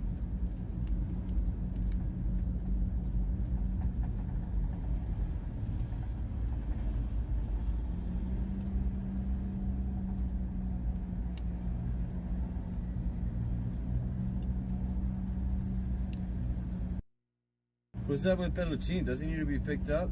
Tetris battle. He Let's didn't hit go. me up yet. So. 55 lines. That's easy. Garbage. A little message from Send Only garbage. Use Me That's Blade's easy. friend. Let's fucking go. What'd he say? I'm asking if we need him to pick I'll up. play. Named B. Hey, come on in! Our 19-year-old actress, the Weird. decoy playing B, invites him in. Online, he invites the girl, who told him she was 14 and a virgin, to a birthday party. Oh, no. And from Why his do they online donate chat, to it appears he has his sights on a party for two. I want to be Okay. We're going in your mouth, KOs. because I like that. I guess I can try it. Just let me drive, baby. I'll show you heaven. He goes on to talk about having different kinds of sex with the virgin, Oh my and then gosh. gets almost poetic. Do you want to make love or for your first time? What's the difference?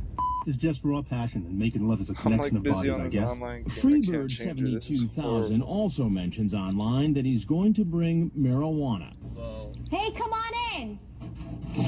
Got my sister and some babies out in the car too, though. Where you at? Did you bring some?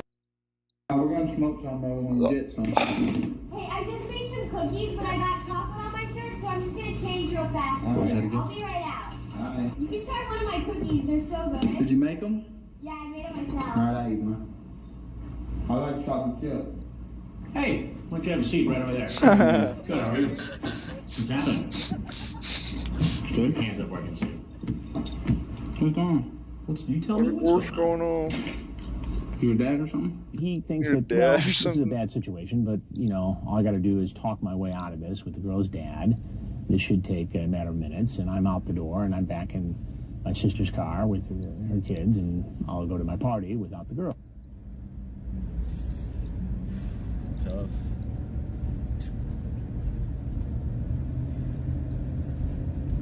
No cookies for you, woman?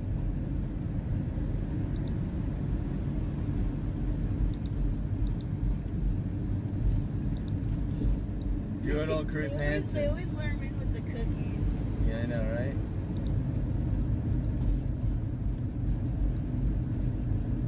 Tasty cookies. What's up with this fat fuck? Never would I have imagined Chris Hansen would say Gucci's. He said Gucci's? Yeah, when he was like 3 different separate occasions. They interviewed Blade and Egypt Beauty and Corinne, and they all brought me up. But he wouldn't interview me. I don't know why. He never interviewed you, the actual victim? Well, I weirded him out, I think, because someone gave me his phone number, and I was like calling him up when he was interviewing Blade. So we interviewed Blade about it, never actually got out to you. No, I think it was just like a quick money grab.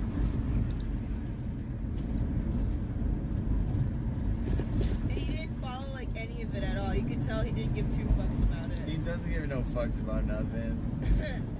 Yeah, I know someone that ran into him at like a casino in Vermont. Yeah. He's from around that Vermont. area, or Connecticut, one of those areas. And he was like shit faced as fuck. He had like a drinking problem. Oh, he's a degenerate. He doesn't pay his taxes. Yeah, he was forging checks and shit. He dates barely legal women. Yeah.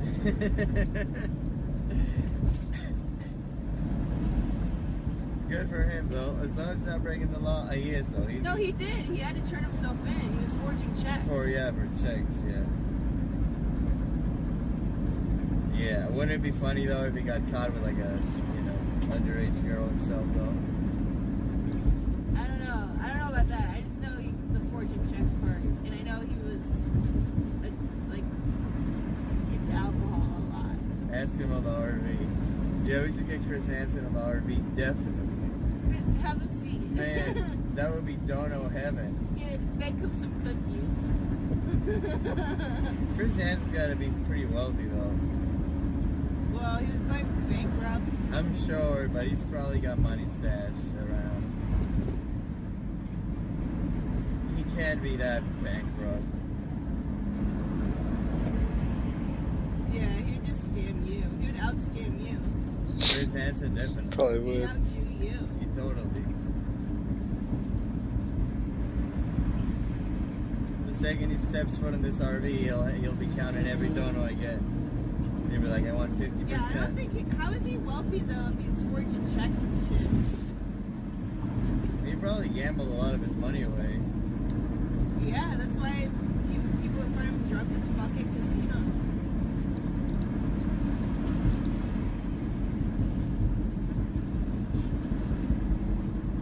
I wanted, if I ever was on his show, I wanted to make like a joke, be like, ever since I was a little girl, I wanted to be on your show.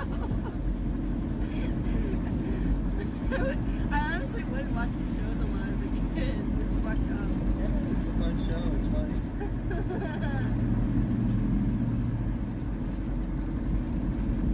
Oh, thank you so much, Joyce Dawn. I really appreciate that. You're awesome.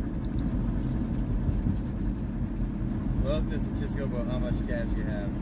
All right, he probably owns like a pretty valuable house up there wherever he's from. And, I don't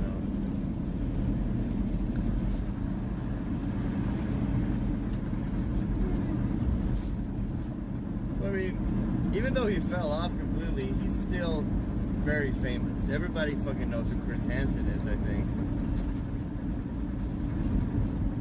At least everybody I know knows who Chris Hansen is. I don't know if he's like actually famous like amongst like normies too, but everybody that's like a meme lord or shit like that, they watch that show, they fucking laughed at it.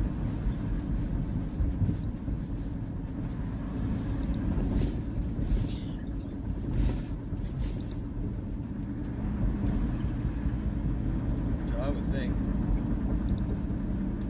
he's broke and got arrested for fake checks. Yeah, maybe he is totally broke. Highways. Fucked up. He's worth 15 million.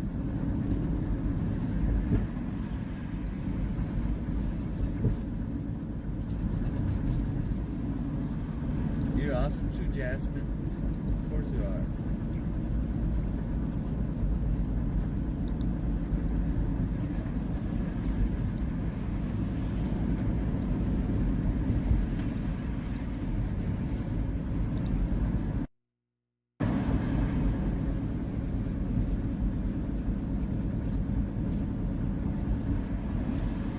Knocked on Onesian's door, yeah, that was the biggest. That was his biggest investigation ever. Chris Hansen versus Onesia.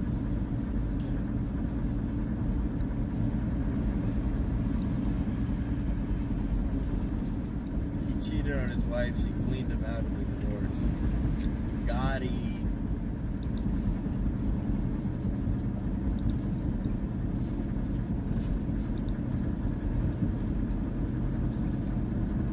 Got wrecked, Hansen.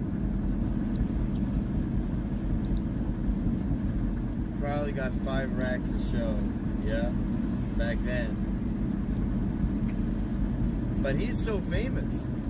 It's weird he's not monetizing that anymore. I mean, Charlie Sheen's famous as fuck, and he was going broke because he kept like fucking like paying people that are blackmailing for knowing that he has AIDS and shit. Right. I guess so. Riches to rags. Never heard of that? I've heard of Charlie Sheen going broke and having AIDS, yeah. And like, yeah, but there's a lot of different. There's other people that were rich as the rags. I can't think of them, but I know like there's people that used to be fucking famous as fuck, rich as fuck, and then they're living in a van because they let the drugs fully consume them. yeah, that is true.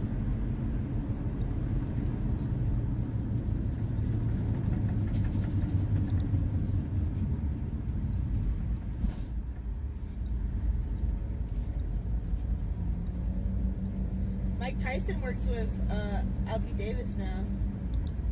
Swiss X. Who does? Mike Tyson. Yeah, they're buddies, yeah. SGC used to brag he was gonna meet Mike Tyson, but he never did. He got fired. That's all he did. He got. Yeah, he was live streaming him picking his nose and touching all the products and shit. And then someone sent like a clip and they posted on YouTube and sent it to Alki Davis. And put hashtag SwissX or whenever fucking like SGC would do something really fucked up, they'll do hashtag SwissX. Yeah, I guess Alki didn't know much about fucking. No, he knows. He's he, gotta know him, and they no, worked he knows together. Him, trust me, for Alki's a fucking degenerate, or he used to fucking like do battle camp. Like, trust me, he knows. I know. Like when I met Alki, he was known like. each other for a long time, He was. SGC introduced me to him as like his streamer friend. yeah. And he was like, "Oh, I feel sorry for you," and we both assumed he meant at first like for being a streamer, and he was like, "No, for being being his friend." And I was like, "Oh, yeah, he knows that shit too." Yo. VB sent $4. I've been busy watching our V7. A lot of IRL content been happening, but then they talked about Cheeto and his pregnant girlfriend. Apparently hooking up with Goo Cheese was the last straw. Monica broke up with Cheeto. She will be single mother.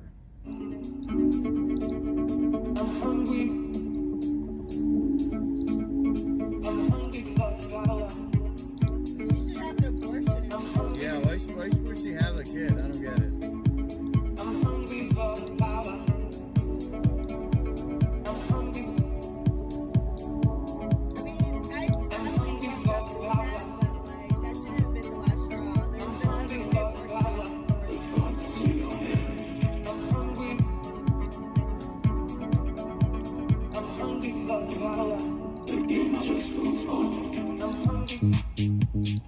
Shit.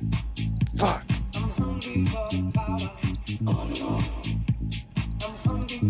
18 years. Fuck.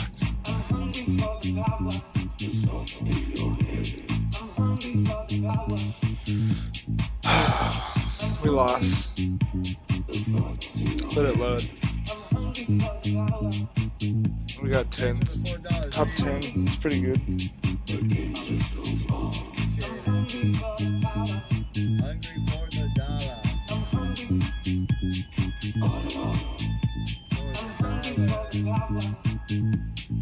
Oh, we only have 26. I thought that we got hit in 5-point increments.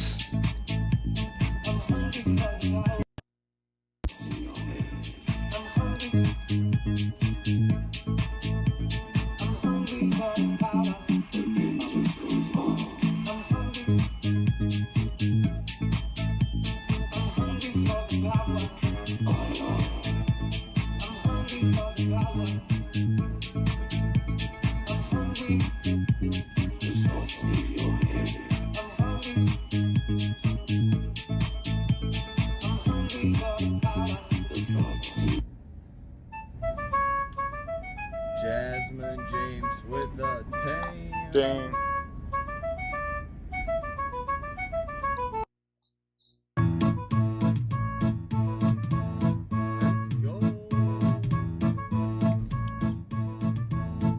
https://www.youtube.com/watch v=7x for kook. I didn't feel bad about it, but if it wasn't me, it That's so funny. because he was already fucking other bitches right before me. I know. And I thought they had an open relationship at first. I just assumed because he was getting away with all this Hey, shit. we're Atlassian, the creators of Jira, Trello, Confluence, and more. Think of us as a team. I'm sorry for your dollars.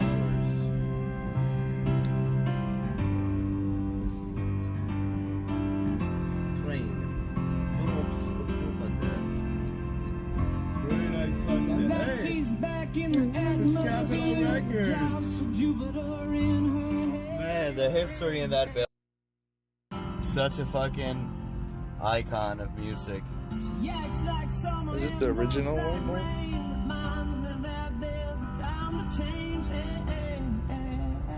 Living the dream up there in the office.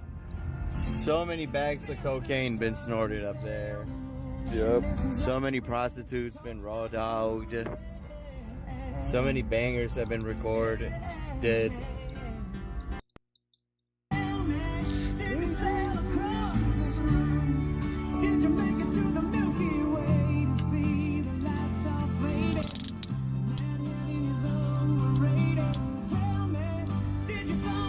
Do I support abortion? I think.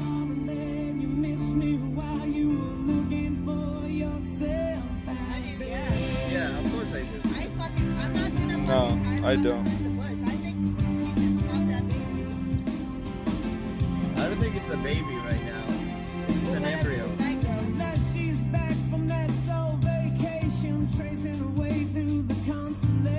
Constipation. I mean, if that's something to be proud of, but you know.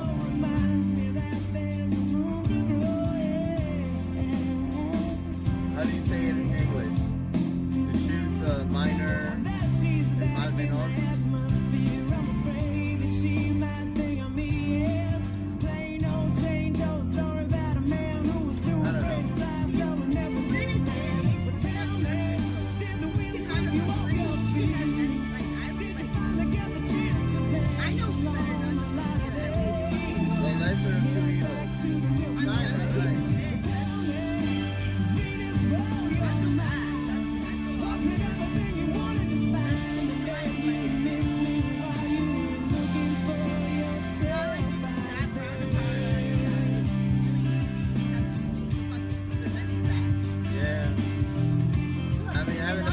Nothing to be proud of, but I understand it. I understand, the right to abortion, and I think I respect his decision, obviously. He wants to keep the baby.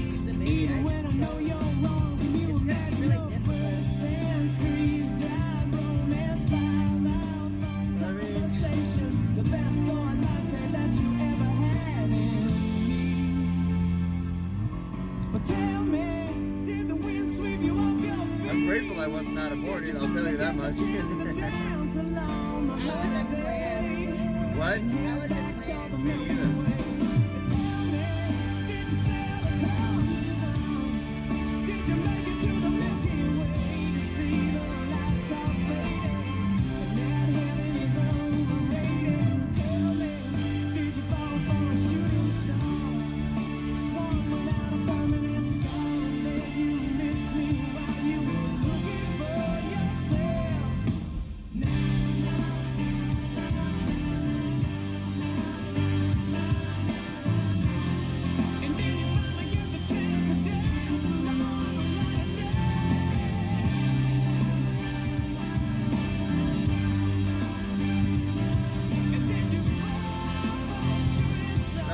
Planned. No, my mom was a birth control.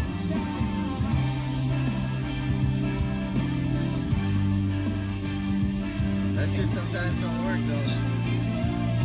In fact, she had an abortion right before me. But yeah, there was a dead baby before me. And my parents were not trying at all. They didn't plan for kids, but it happened, and they decided to keep it.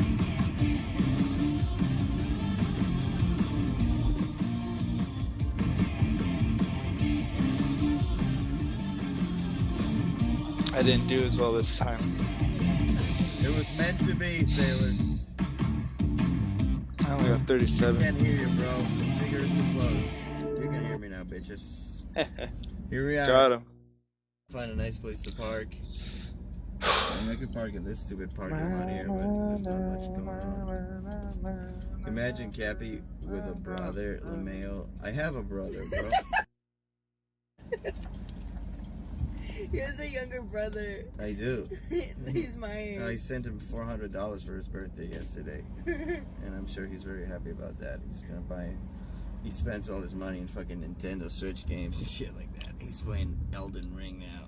He's playing the shit out of that.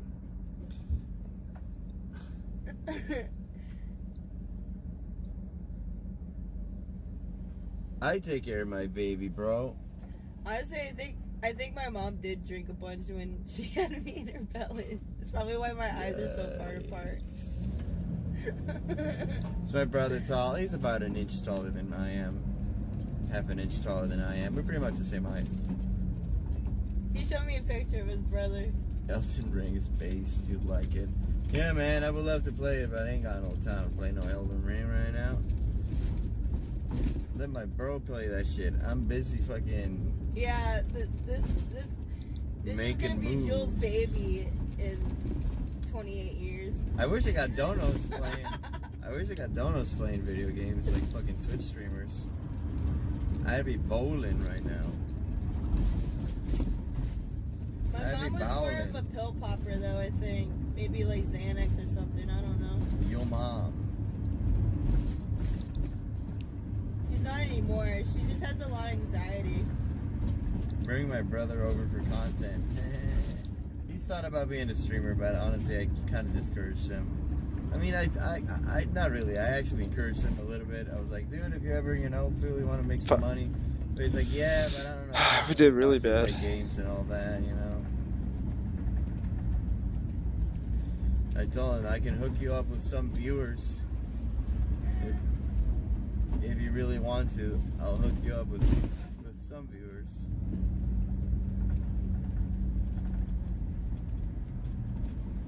So I'm a child out of wedlock. No, my parents actually were married for like, I don't know, a few years before having me. I think at least 3 years or so. Yeah, I don't know when my parents got married, honestly.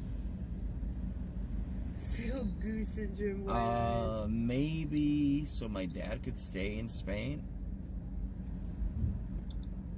Because if it doesn't make sense to me.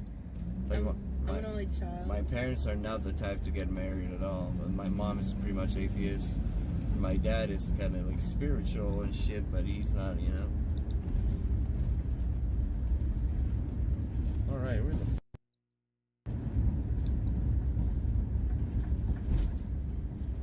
We're near the boulevard. The boulevards. We're near the mall. Alright, let me find a place to park around here, I guess. We're staying in Hollywood.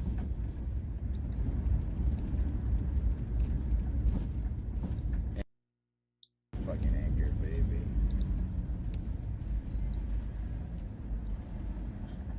Two Californians. No, that's not the truth-based surfer twin brother. That's not. You're not too far off, but no, that's not how it is.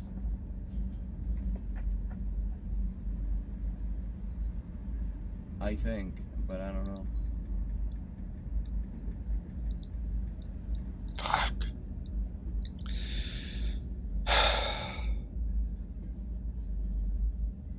I had 79 that time, but damn, I did good like the first two games. Fucking it is a little admitted that top he's 10. Now I'm like, fucking, I'm all slow.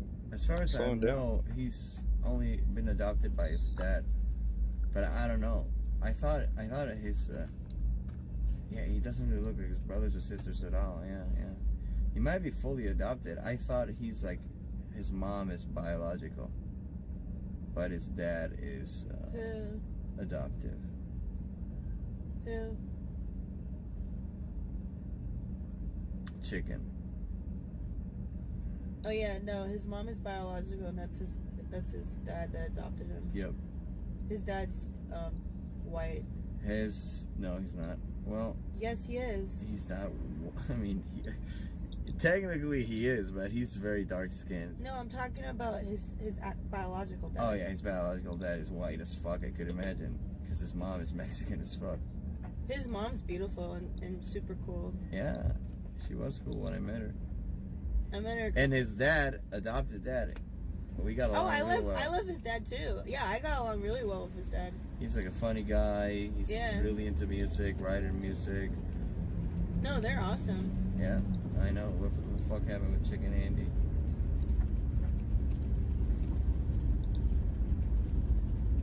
They'll figure it out. Hollywood Boulevard. Here we are. We passed it, and now. And his grandma is awesome. Is cool as fuck. Oh yeah, the He grandma. loves his grandma. She's like the head of the family. Yeah. Little grandma. She was a dancer. She was like Nanobot. She was like a kind of. Yeah.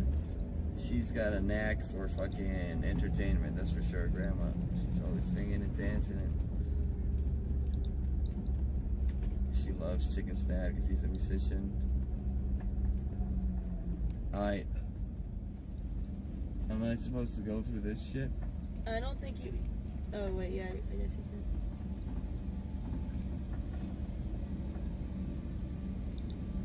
And everyone's probably thinking right now, you look like a jackass. Me? No, I'm kidding. But I don't think you look at. Oh, with a hat, you mean? No. Because I'm wearing this hat, or because I'm trying to go through this very, very tight, yeah. Tight group of cars. I'm professional. I'm a professional RV driver, honey. I got this shit. See what I did right there? Did you see that? The quick in and out. Like it's nothing. Like it ain't nothing.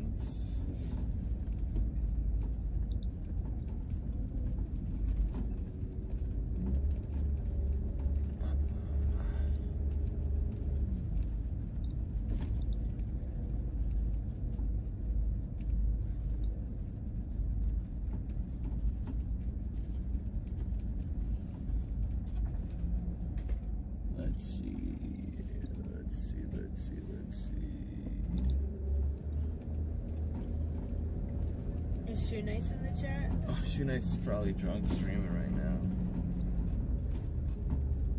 Oh, look, a spot, but it's just tight. I swear to God, parking the RV in Hollywood is very, very, very tight.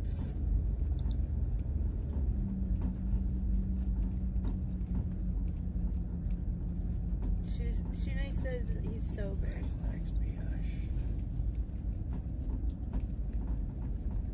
Shoe Nights. Shoe Nice has the most beautiful Colombian blue eyes. Colombian? Why do you call that Colombian? That's the color. That's the shade of blue his eyes are. Colombian? Why? That's just the name of the color. Why is it called that? I don't know. Maybe because it's like part of the Colombian flag. Huh. Oh. Okay. Goopy, let's see if we can make this work. Get the fuck out.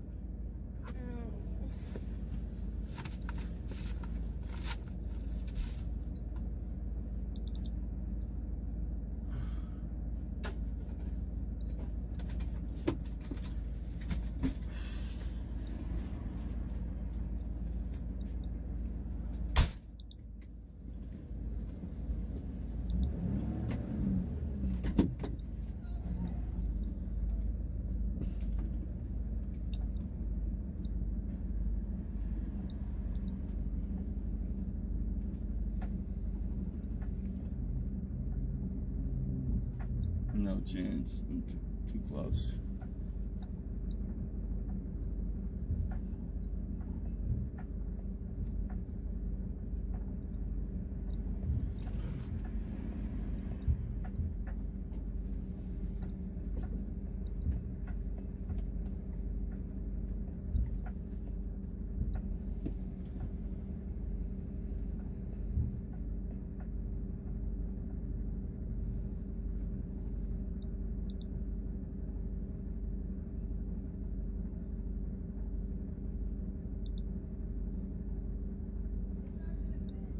What?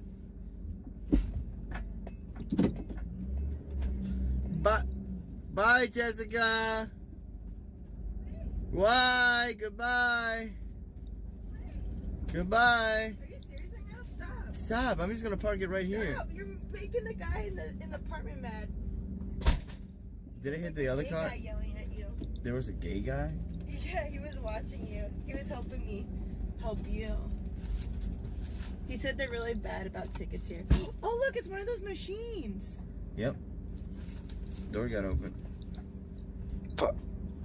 Level 60. Another backup camera. Oh.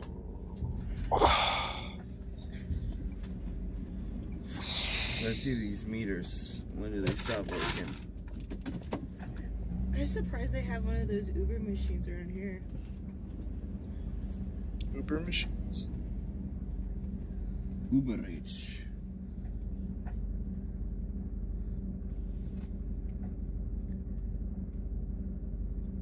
I really don't want to hit anybody's fucking car.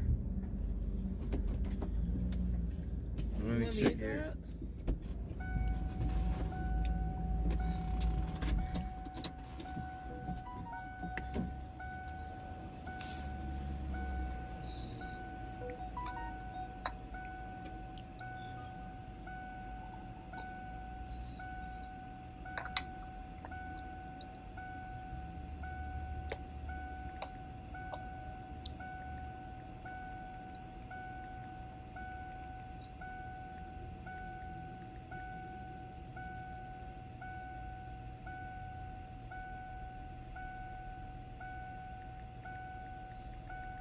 Guess who's coming to hang out with us? Guess who's coming to hang out with us? Drizzle! I love Drizzle.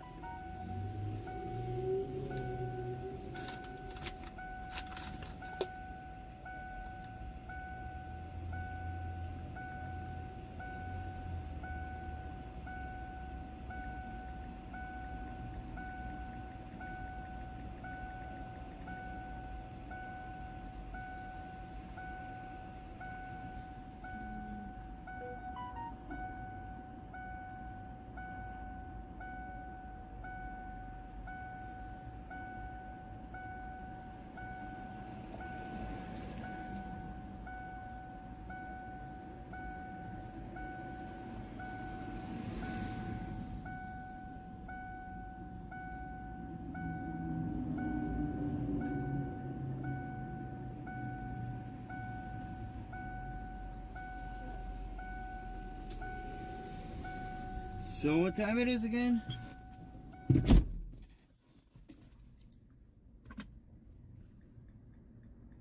$5:56, huh? Yeah, I think we can find a spot without having to pay right here.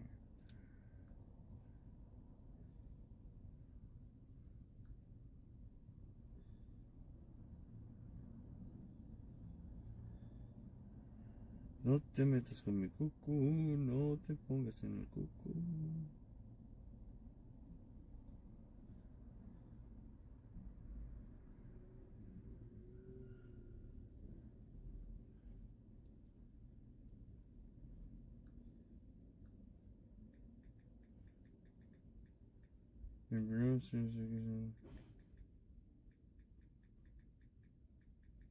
Pick it up for $5 last week. Sold on a high-end art site for $1,000. Crazy. Wow, that's insane. Vintage modernist sculpture of a doe, the Holy Spirit. Damn. This guy's doing good. Huh? He bought this for $5 at a yard sale. Sold it for $1,000. Scamming out the mansion, as they say. How vintage is it, though?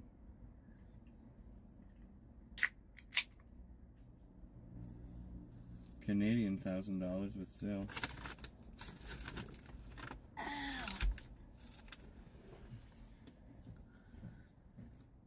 No te metas con mi cucú, cucú. No te metas con mi cucú. I wanna stream. I don't wanna stream with you though. Because I feel like you're gonna just like... Are you drunk already? No, I'm not drunk. I just feel like you're gonna cock block me. Or content block me. From getting in trouble? Yeah. No.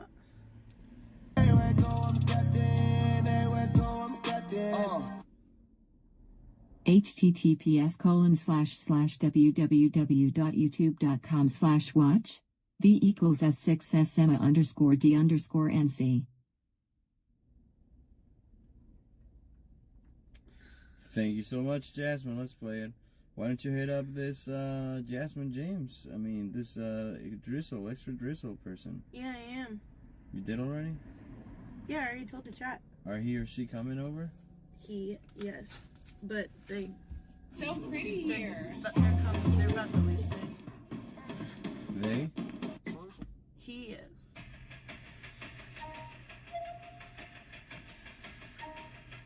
Slop on my knob, like corn on the cob. Ride with the mob, alhamdulillah. Check in with me and do your job. Lay on the bed and give me head. Alhamdulillah. Don't have to beg. Juicy is my name. Juicy is my name. Let's call the boys.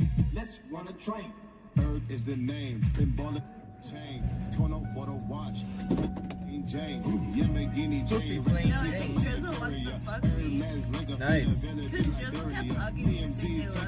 Let him. Let him play with a clit. Let him clit fuck you. I hear he's got a big clit. I hear he's got a thumb-shaped clit. And it gets kind of stiff too. Wow. Sometimes I wish I had a little big clit.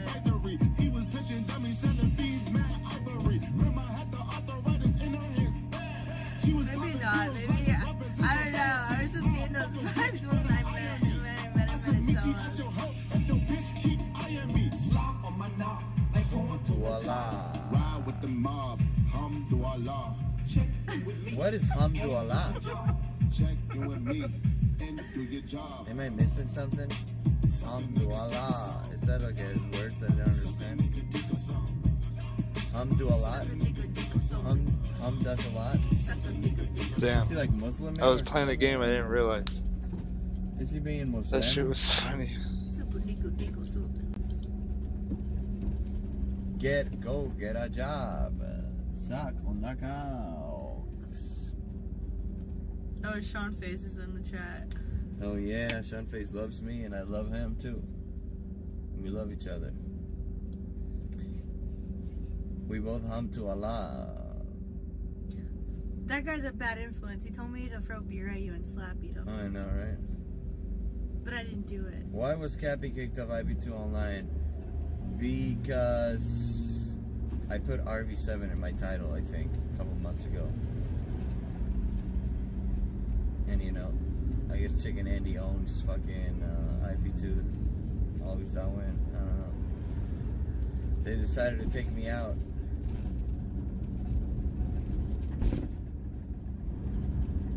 Pussy is my job. Apparently, I suck. Oh my god, when fucking Bass Surfer was going on his like benzo, like suicide shit. Benzo bender? Yeah, when he was in Costa Rica, people in the chat kept saying that this isn't Mike, this is his evil twin Eric. Jenny Girl sent $10. Sun, ocean wave, ocean wave. The sun is a beautiful thing. Everybody loves it. Oh. Yeah. Oh. That's right.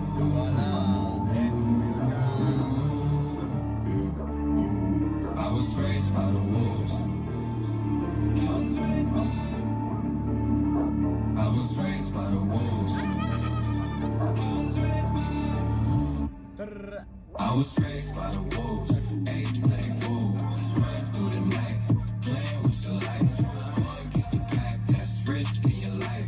Better play it right, yeah, you better play it right. I got loyalty and blood. I do anything for love and everything for us. Doing everything like everything ain't been too much. You know my favorite time to come through for you is the clutch. Last second, what a rush. Look, I'm the type to talk to the stars. young dogs will tear you when the witnesses apart. They care about starving more than they do by the charge. Me, I can't break a commitment. I done seen people fuck up the whole team because they couldn't. Talking about dating me, bitch, you know the road to hell was paved with good intentions. I see myself in my nemesis. I contemplated forgiveness. I think I lost all my innocence. Okay. If they're parking, potentially might hit them. I guess we'll keep it up. Let's roll one. Just to see how much I grow, dog. I was raised by the wolves. Ate till they fools. Run through the night. Playing with your life. Going against the pack, that's risky. Better play it right. Better play it right. I was raised by the wolves. Ate till they fools. Run through the night. Playing with your life. Going against the pack, that's risky. Your life. Better play it right. Yeah, you better play it right. I was raised by the wolves. Playing on my doors. Always in the game and never played by the rules. Try to make me leave. Fell down to my knees. Pick myself up and turn my back to the breeze. Oh, spend a million on mama, look at me. With all these diamond chokers, man, it's getting hard to breathe. Thought that you were feeling, got some branches on my tree. But if you let myself go, you'll always be around. Don't let me down. You said you died for me, where there's the ground. Ice on my red, ice in my veins. But it's a cold, cold world, and you could be predator, you could be prey. I was raised by the wolves, eggs in the forest. Run through the night, playing with your life.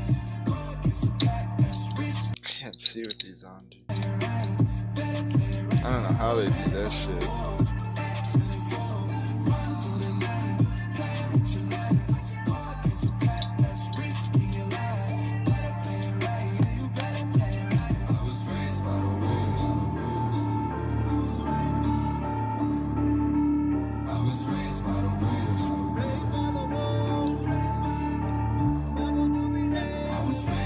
By the DBD.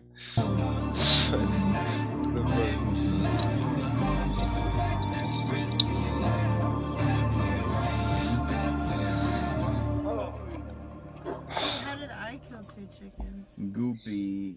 Why is everyone saying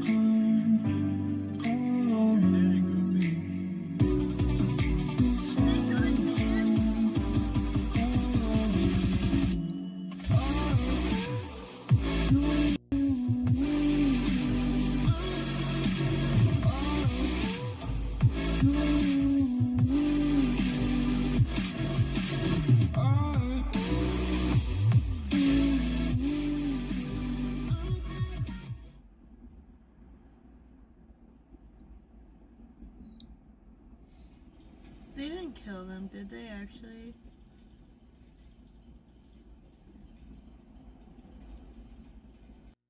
Wait, what?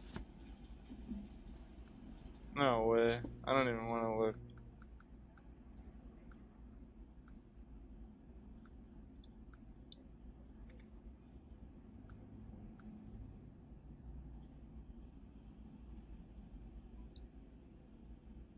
Damn.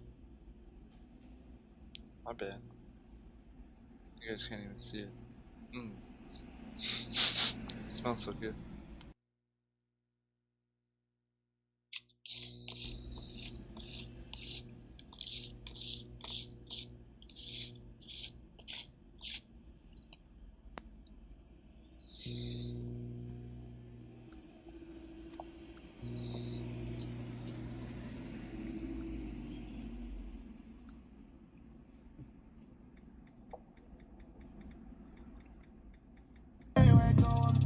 Another one? https://www.youtube.com/watch. Let's hear it. So funny.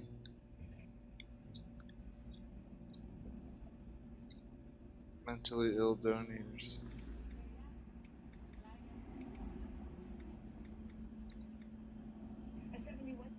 Hum to Allah.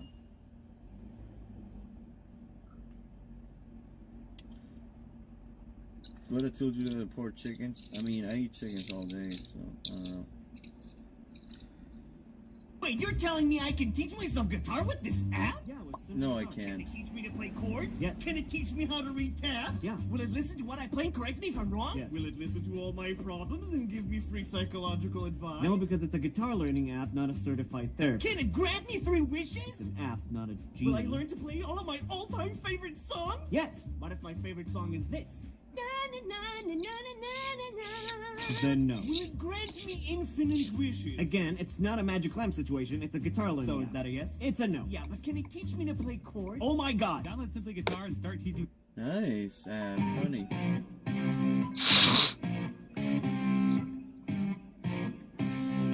Somebody really donated this. What did they do to the chickens? What did they do to the chickens?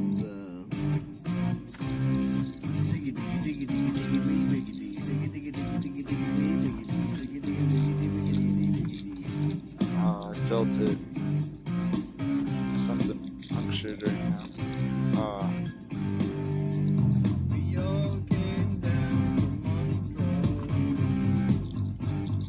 Big ass thing.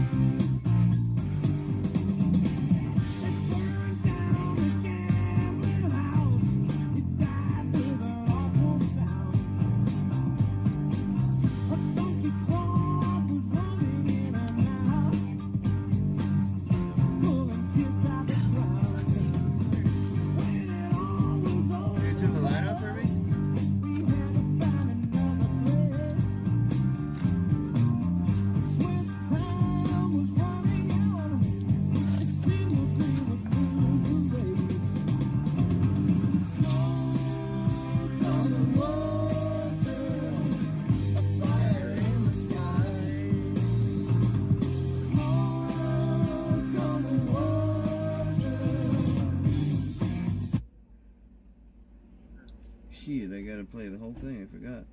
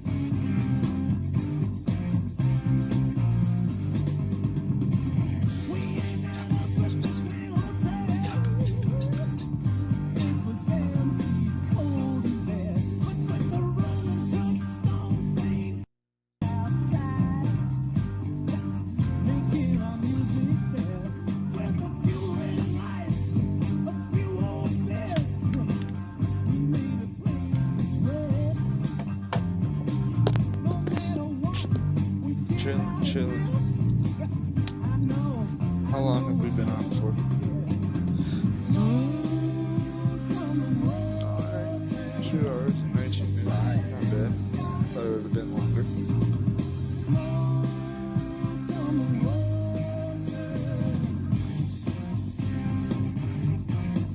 How can someone abandon a creature that way? I know, right? At least just chop its head, cook it up, make some dinner for everybody.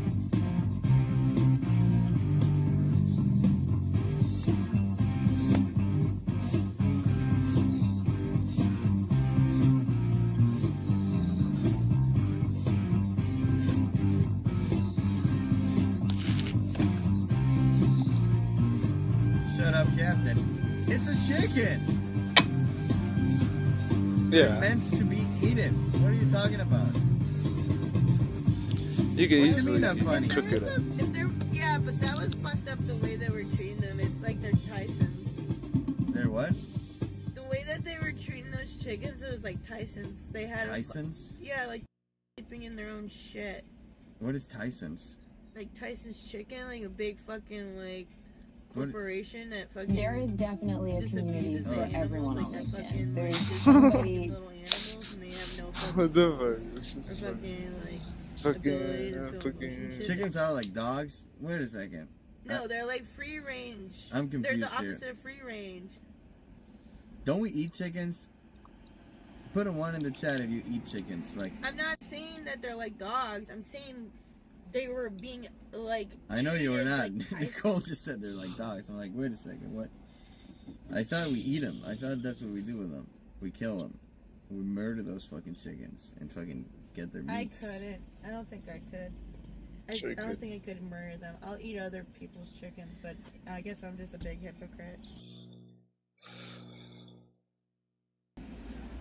Well, not anymore. Now they're just fucking. Did they really leave them on a pile of junk though?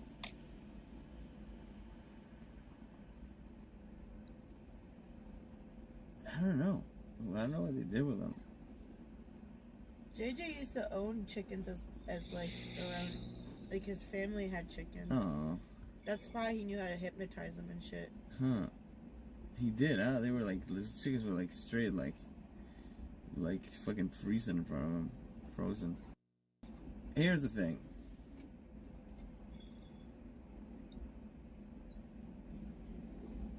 I don't think we can complain about, like, I mean, if you eat chickens, if you see what kind of treatment the chickens that you eat get, and you're okay with that, it to me seems hypocritical to be able to like criticize. I don't think they were torturing the chickens, so as long as they're not torturing them, you know. That's how it seems to me, just like logically speaking. But that's all. I mean, why do I know?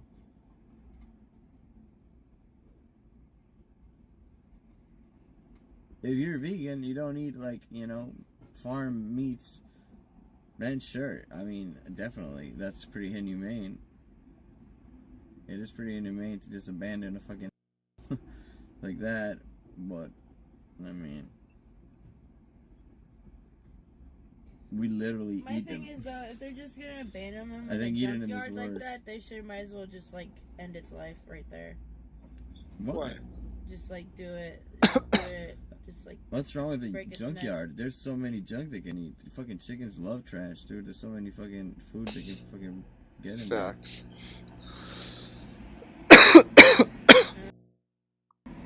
I think the chickens could probably find food in the junkyard. Like, they could survive there and be happy. What are we gonna do? Or am I gonna hang out with you? Because I want to go do my own thing. Okay, go do your own thing then, honey. Yeah. You want me to just wait around here for you? No, you do whatever. Are you gonna hang out with somebody? When we hang out, I just feel like you're gonna like. I don't know. I feel like I just do better by myself. Definitely, I could agree with that. Go do your own IRL streaming thing.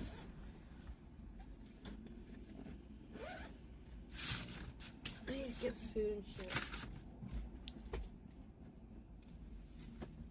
Food? You got that food I got you yesterday. You said you were going to make it into 3 meals, and then you never touched it again. Over when you were driving. You never touched it again. It fell over when you were driving. Over the ground and cleaned it up. Wait, right now? No, like while we were driving on the highway. Oh, shit. It fell, so I had to clean it up and throw it away. Man, whatever.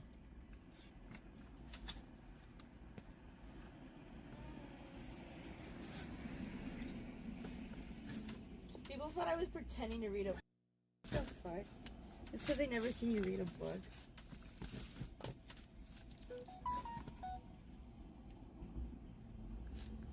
You're waiting for Drizzle to come back to me. Drizzle is coming? Yeah, like in an hour. Want to get food together? Sure. There's, this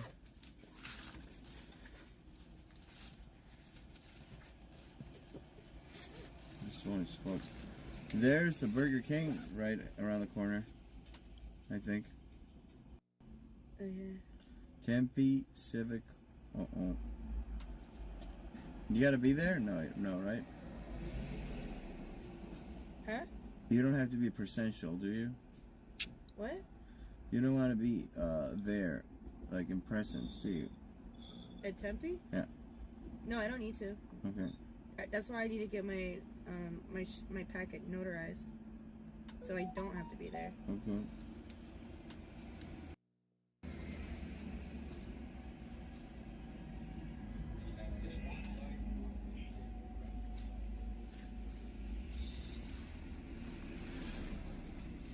I'm gonna look extra fucking 90s today. It too. I'm kidding, by the way. You can stream with me. I just don't think you're gonna like. Hey, I'll step off. If you want to do your thing, I'll just pretend I don't know you. I won't tell you to stop. I'll just be like, whoop. Sorry. Oh, you say you want to beat this woman up? Well. That's fine. And then I'll tell them that you're my pimp. Cool. I don't know. I just want to be on the boulevard. I just around and stream around there. It's up to you. I don't care. Yeah, I'll come with. But I do better by myself. No, I'll let you be. I'll just be like a distance away from you. Do I think the rumors about Chicken and Jacob are real? I have no idea, man. I don't really care, honestly. Would I be your pimp? Okay, same girl. I'll be your pimp.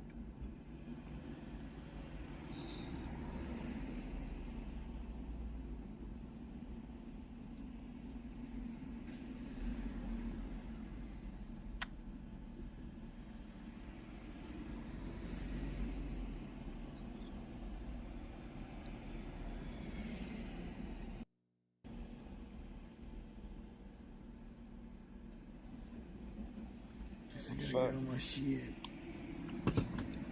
I am here in my moment.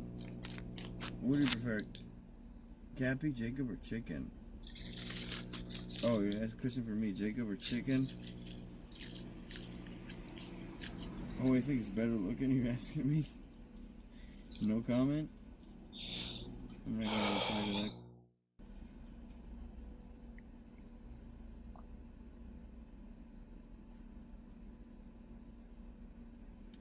She wants to go by herself. I respect that.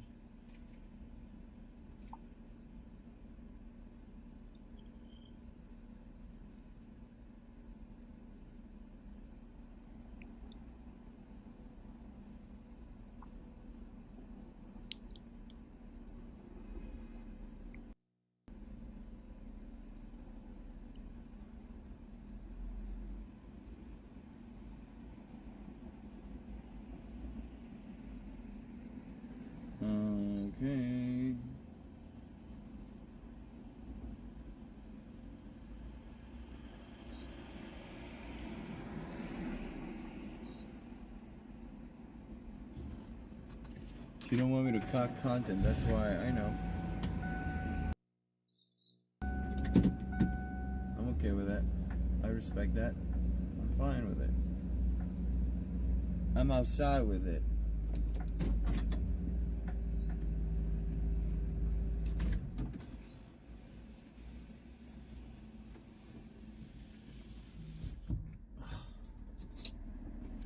Travis, I do love you so much.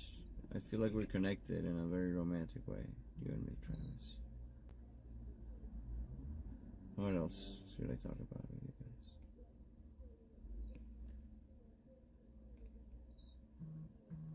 you guys? I'm outside with it, homie.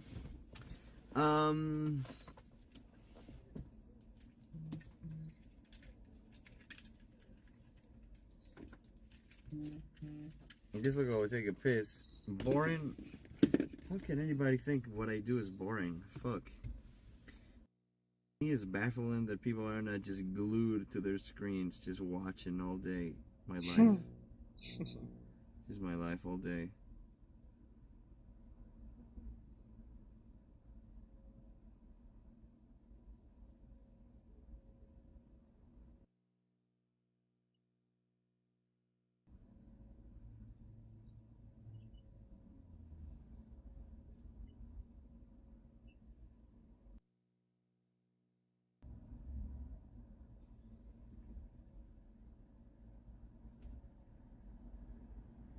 Am I afraid of IRL? Yeah, totally. I'm a poodie. I'll be back in a second. I'm gonna use the restroom.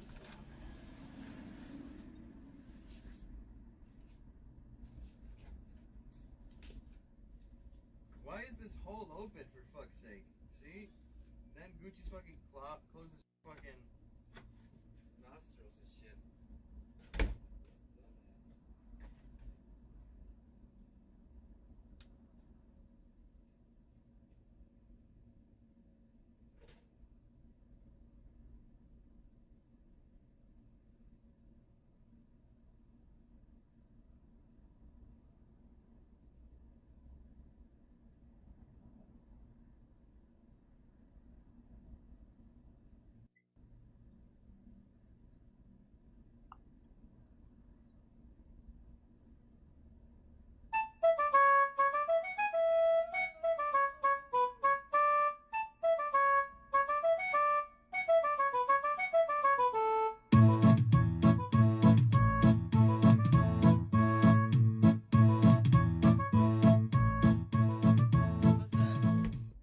https://www.youtube.com/watch v equals du89 easy 7m. Hey, Jasmine James, thank you so much. I really appreciate that donation. Let's play some jams. We're jamming.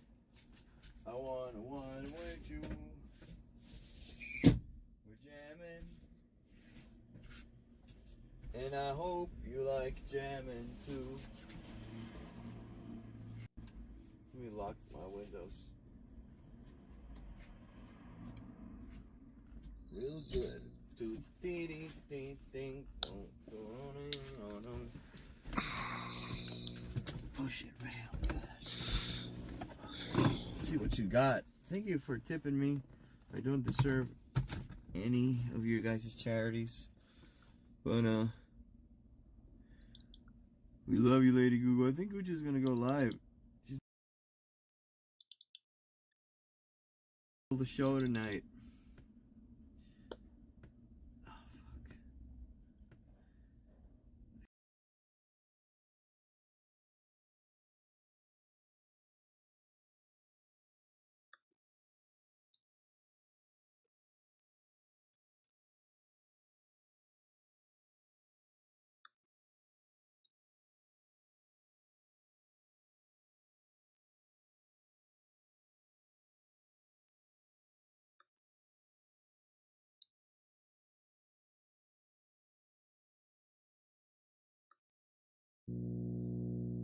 When the ducks gave birth to those babies, they became a family.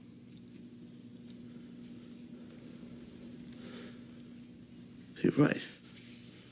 That's the link. a connection. I'm afraid I'm gonna lose my family. I lost the ducks. That's what I'm full of dread about. It's always with me. Are you so afraid it's going to happen? I don't know.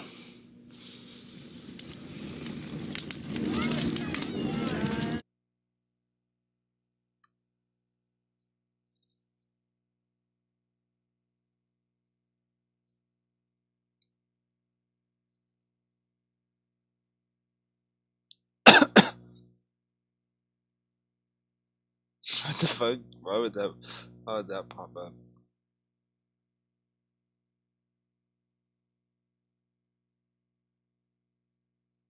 Ducks.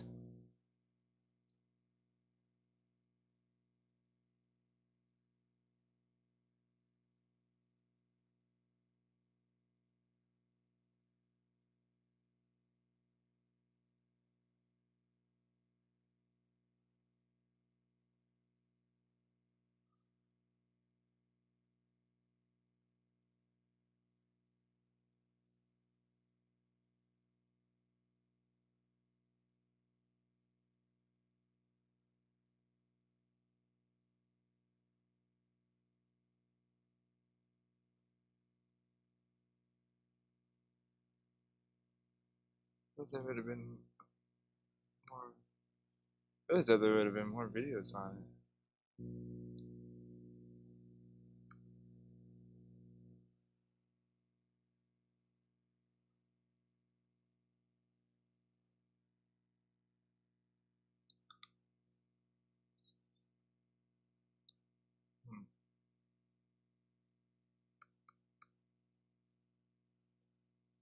Oh shit.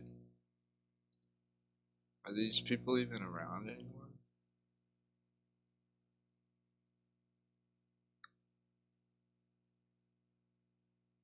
Their videos started to slack. She has really nice legs. I feel like I noticed her. Little Dora the Explorer. That's an old video. That's an old video. They're trying to say that shit.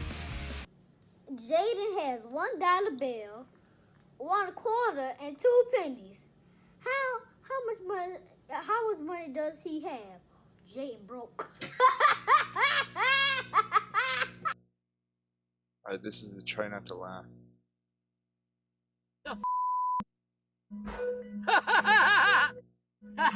Okay, Presto.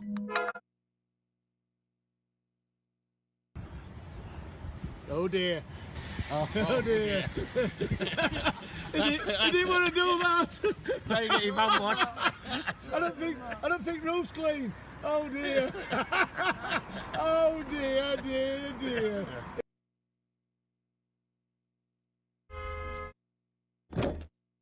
It's fake.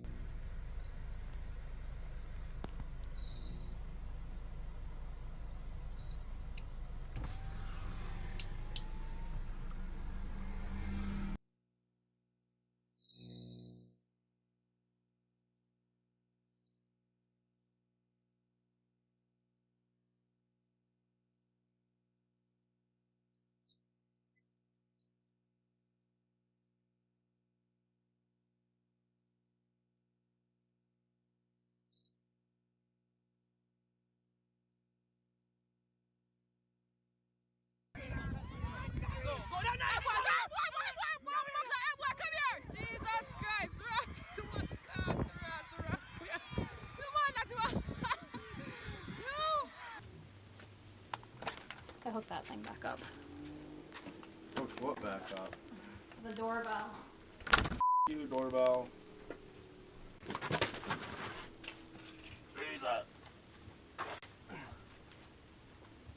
Damn, that's brutal.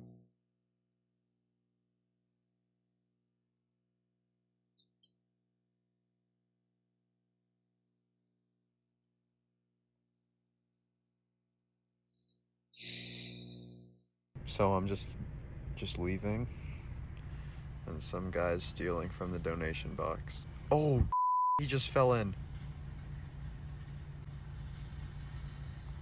Now he's stuck. Oh, he's gone. See ya.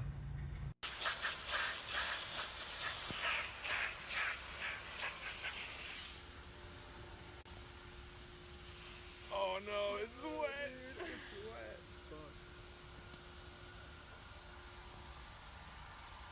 Fuck.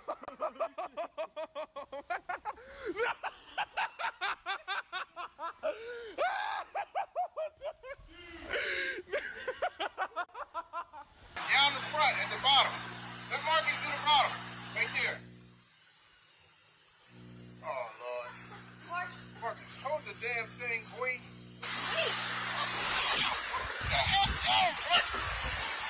Let it go!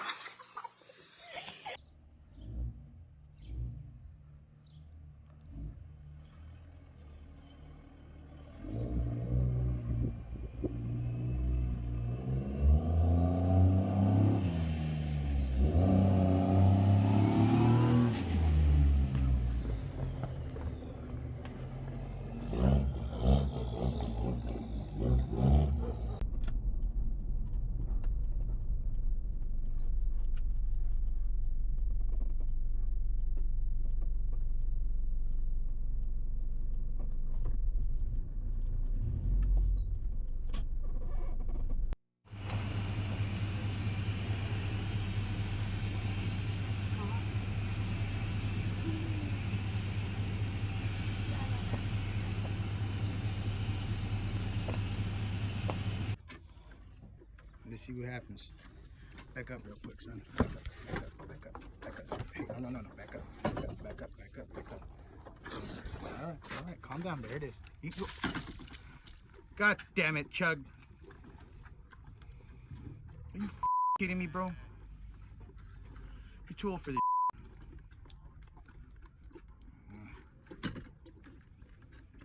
All right, breathe, breathe. Stop it, breathe. Get your head up. I guess there's always next time.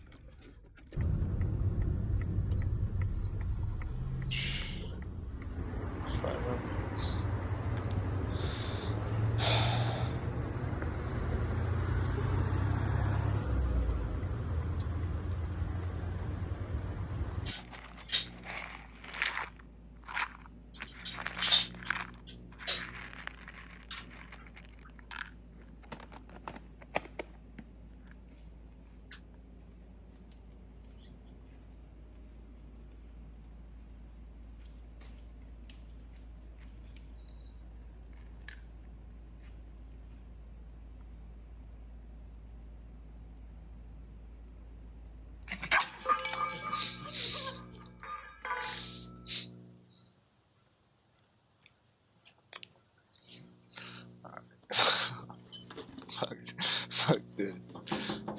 I was just coming. Fuck I'm with UPS. I'm with UPS. That shit got me. I'm fucking fuck that.